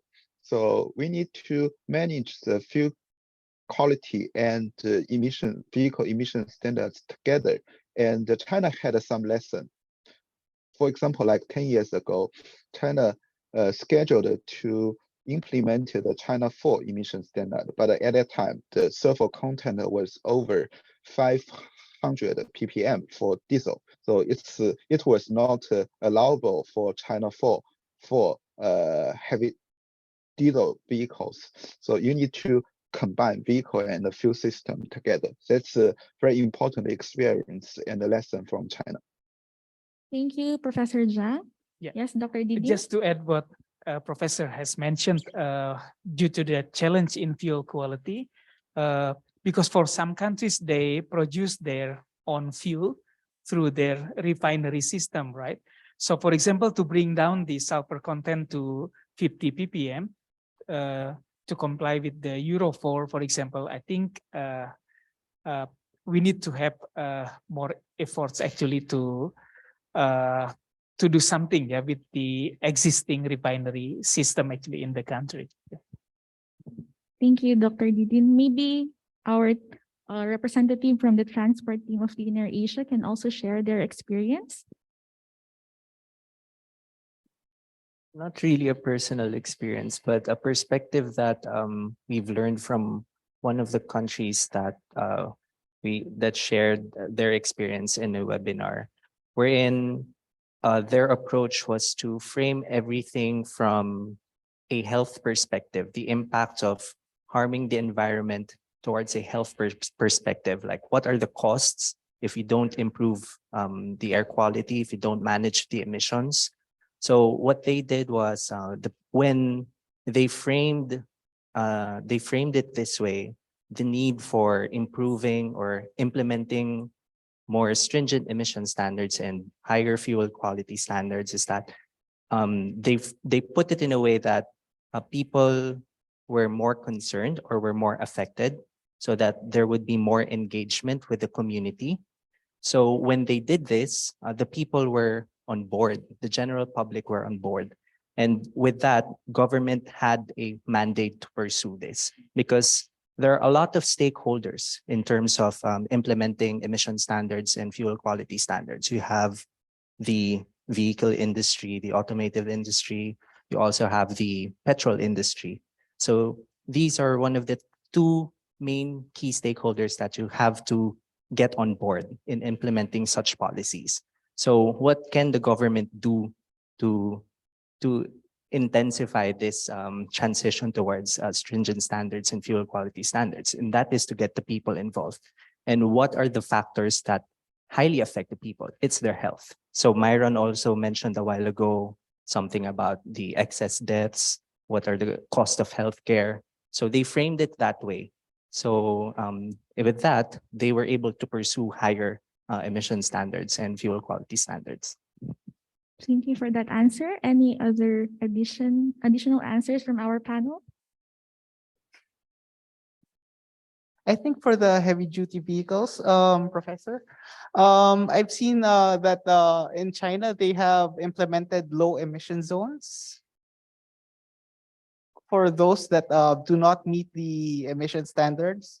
So in that manner, the logistics companies would have to comply with the more stringent standards. Otherwise, they will be unable to perform their operations.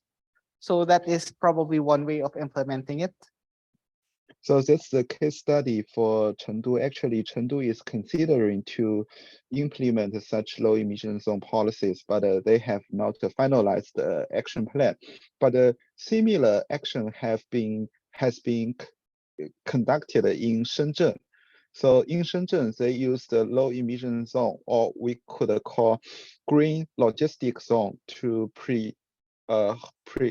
ban diesel trucks and only allowed electric trucks, because Shenzhen is the headquarters of so many electric vehicles in China. And secondly, if you consider the vehicle cost, the fuel cost, and the maintenance cost for electric trucks, so the overall we use like the total cost of ownership could be lower compared with diesel trucks because of the lower fuel cost.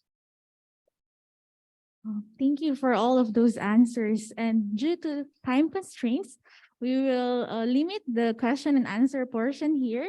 But if you have any other interesting questions to ask our panel, you can also contact them via the email addresses that they have provided. And let's all give them a round of applause.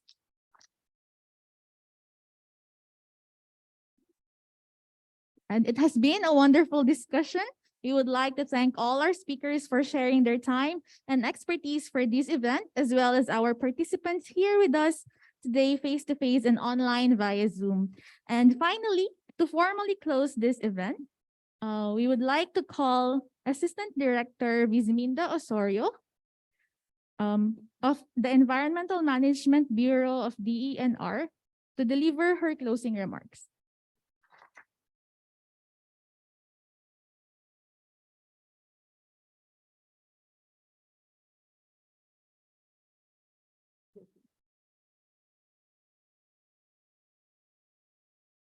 Okay, thank you. So to Dr. Shiro Hatakoyama, the Director General of Asia Center for Air Pollution Research, or ACAP. And of course, to our partners from the Acid Deposition Monitoring Network in East Asia, or IANET, and of course, its secretariat headed by Berta Fabian. So, of course, to all our speakers, panelists, and moderators, and distinguished delegates, guests, and participants, ladies and gentlemen, in behalf of the Department of Environment and Natural Resources, Environmental Management Bureau, it is my pleasure to deliver this closing remarks.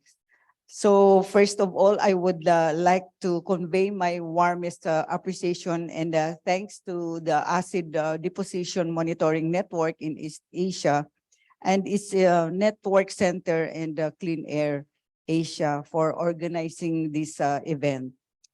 Actually, the main objective of this workshop is to assist us in understanding the role of emission inventory in air quality management, particularly in the transport sector. And thank you, Dan. Thank you also for those joining in online. Thank you so much. So in the Philippines, the Environmental Management Bureau conducts inventory of emissions from stationary, mobile, and area sources once every 3 years pursuant to our Republic Act 8749 or the Philippine Clean Air Act of 1999. So based on national emission inventory by source conducted in 2018, the majority, which is at least 74% of air pollutants in the Philippines, came from mobile sources such as cars, motorcycles, trucks, and buses. So 15% were contributed by stationary sources such as power plants and factories, and the rest, the 11%, were from area sources such as construction activities, open burning of solid waste, and of course the kaingin in the upland, among others. Emission inventories help us in determining significant sources of air pollutants and to target regulatory action for its source. The results of our emission inventory are also shared to the public, especially for government agencies, for their information and reference in crafting policies to improve air quality in the country. So with that, I would like to thank the resource speakers for sharing their expertise, particularly on the conduct of emission inventories. I would also like to thank all the delegates for their active participation, especially those who shared experiences in conducting emission inventory and using it as an additional basis for implementing emission reduction measures in their respective cities and country. So indeed, this activity would not be successful without your presence. So with that, in behalf of the Department of Environment and Natural Resources, I would like to welcome and thank you so much for joining in this workshop on emission inventory. Thank you very much and good afternoon or good evening, everyone.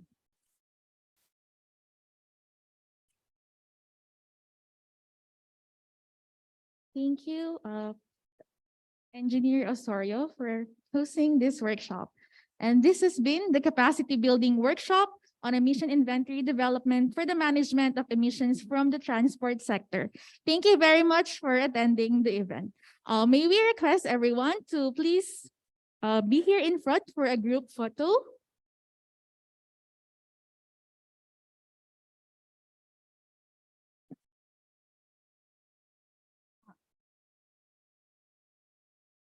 Everyone?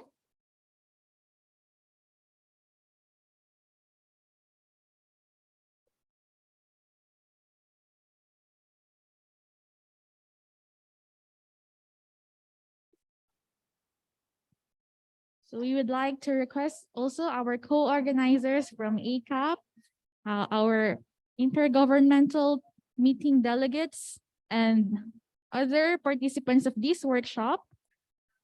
Please be here in front for a group photo.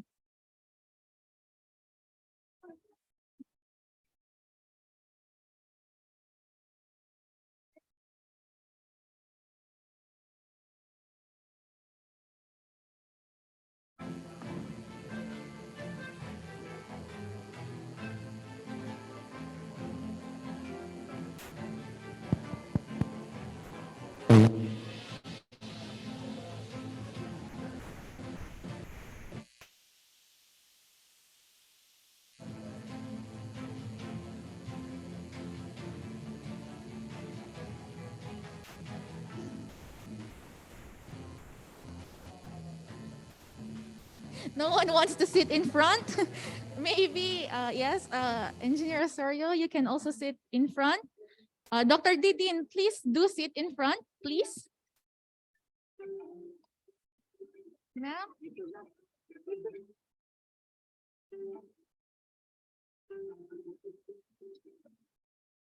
Our delegates from for the IG meeting, it's imbalanced. So if other members can also be on this side.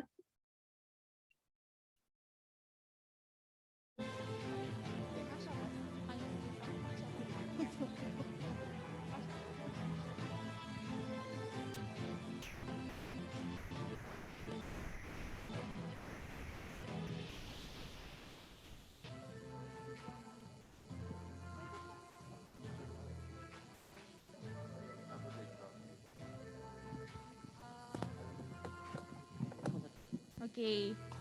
Some of the participants can also go to this side, please.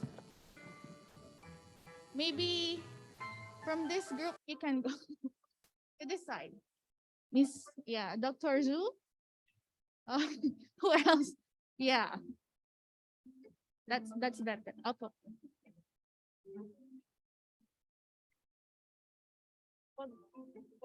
Sorry.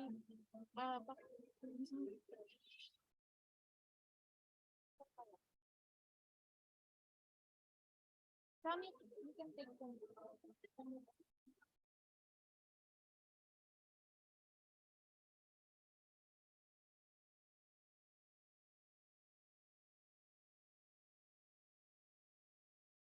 Okay, maybe we can look at the phone camera with the man sitting in front. Okay, 3, 2, 1, smile.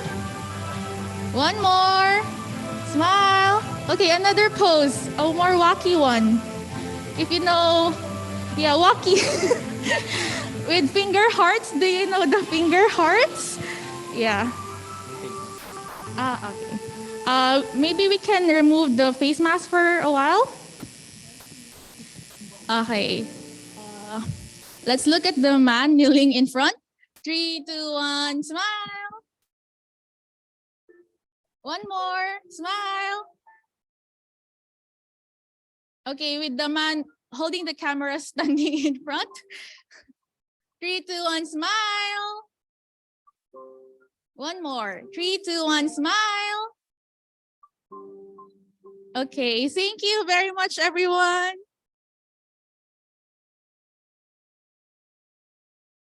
Thank you all for joining. We have a post-training survey, which we will give to you now.